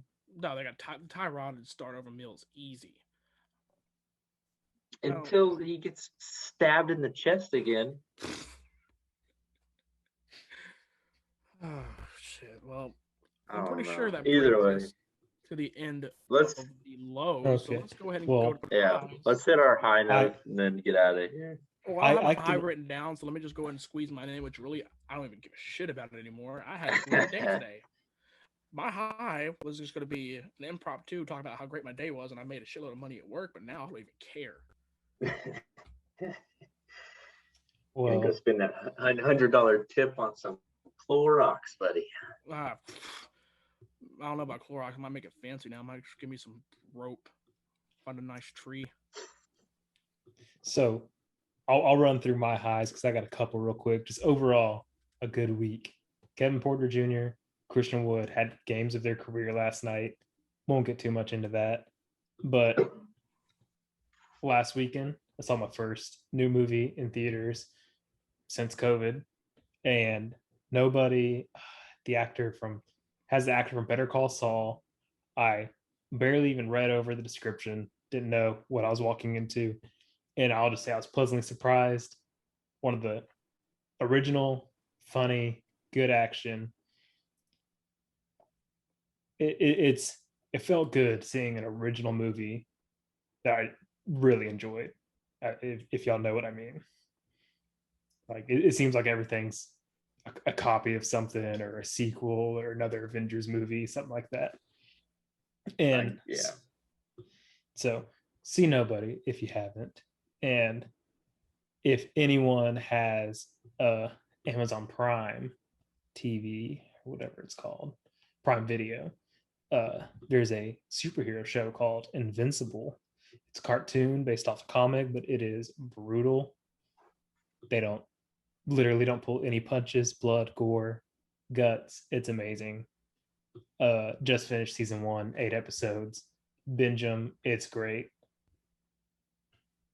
So I don't know. all right. And then last but definitely not least, my high note for the week, we are finally having serious conversations about expanding the college football playoff. I want to say the article I saw was saying they were playing around with a 12-team playoff. I know that 8 has been kind of like the casual conversation for fans. I have been a huge disciple of the 8-team playoff since like the second year of the college football playoff. It's so easy to me. Like, I'm so glad we're having this conversation and that it's actually turning into a real possibility. The 8-team playoff shapes itself. It's not hard. 8 teams, every group of 5 champion. You win not group of 5, every Power 5 champion. Power 5, you win your conference, you're in. You take the best group of 5 conference champion, which really shouldn't be that hard. If you take all the group 5 conference champions, line them up, there should be one that stands out above the rest, automatically in. And then after that, 2 at larges. There's 8. That's the tournament. And so then in that situation, you've got essentially 6 auto qualifiers and only 2 at larges. So rather than the system we have now, where it seems like 1, if not 2 teams gets fucked every year, you're only having to argue and debate and head scratch over 2 spots. The other 6 spots fill themselves. I think this is a perfect scenario, and I think this is way overdue for the college football playoff. I agree. I feel like it's very overdue, but I feel like 12 is kind of a drastic jump. I would say you start the expansion with maybe 6, but more popular 8. I feel like 8 would be a good start. I like the 12 actually. I don't know if y'all have looked up the 12 bracket, but it actually keeps the original 4 teams, 1 through 4. They all get buys, and then the remaining 8 teams all play to then play 1 through 4. Okay. I kind of like it. You keep the being 1 through 4 still means something, and Yeah, I kind of I like that. actually. And I think that makes more sense. that scenario, I think it keeps it competitive. Yeah. Because like the big arguments against 8 is like allegedly nobody wants to see 1 versus 8. Yeah. I don't 5 versus necessarily buy 12 will be more into competitive that. than 1 versus 8. I get that. I don't think it's fair to completely write off 1 versus 8. Because I mean, any given Sunday, a lot of times. I'm cutting out. All right, I don't think that like you're going to see a lot of 8s over 1s, but I don't think you got the possibility. I just think 8's cleaner. I get 12. I'll take anything at this point. Anything's better than 4. Yeah, 4 is pretty outdated. They need to change it. It's just not.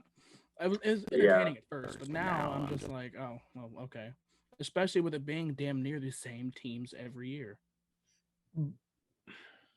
Okay, but here's like a good example. Like, would you have rather this year watched Alabama play the 8th seed would have been Cincinnati, or would you have rather watched A&M at 5 play Coastal Carolina, an 11-0 team that maybe didn't have that hard of a schedule?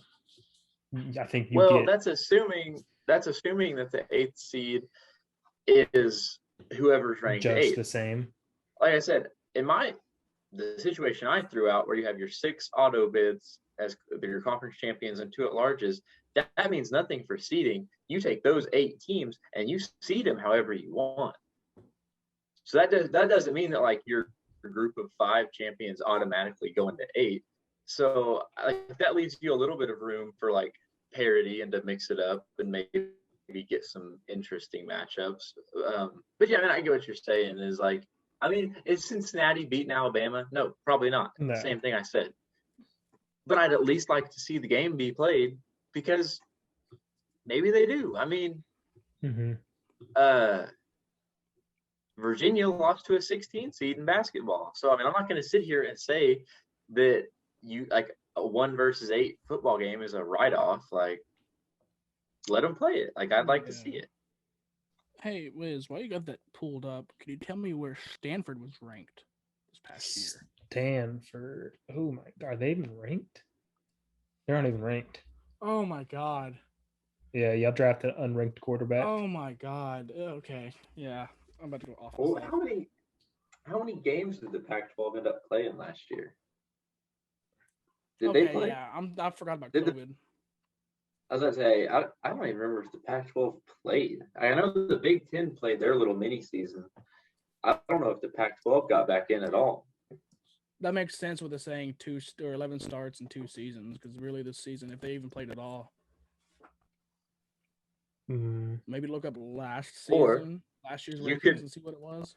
You could look at it on the dark side and say y'all drafted an unranked quarterback that hasn't played in a year and a half. Yeah, I don't think they played last year. That would make us look stupid regardless of why we took that at the 3rd round. I'm searching standings and it brings up 2019. So I don't think they even played last year. Yeah. And Stanford the year before was bottom of the Pac-12 North. So I'm sorry, Hunter. Yeah, well, but this is probably my last episode. Last time you'll hear my voice. The Cowboys just drafted someone who I don't even know how to attempt to pronounce his name. But it's an edge, which I definitely don't think we need. Would have rather had some sort of tackle. But I don't know. All right. Well, Wiz's Cowboy talk seems like a good place to end this as any. This was episode 2. If you liked it, share it with your friends, your coworkers, people you don't like. Spread the word.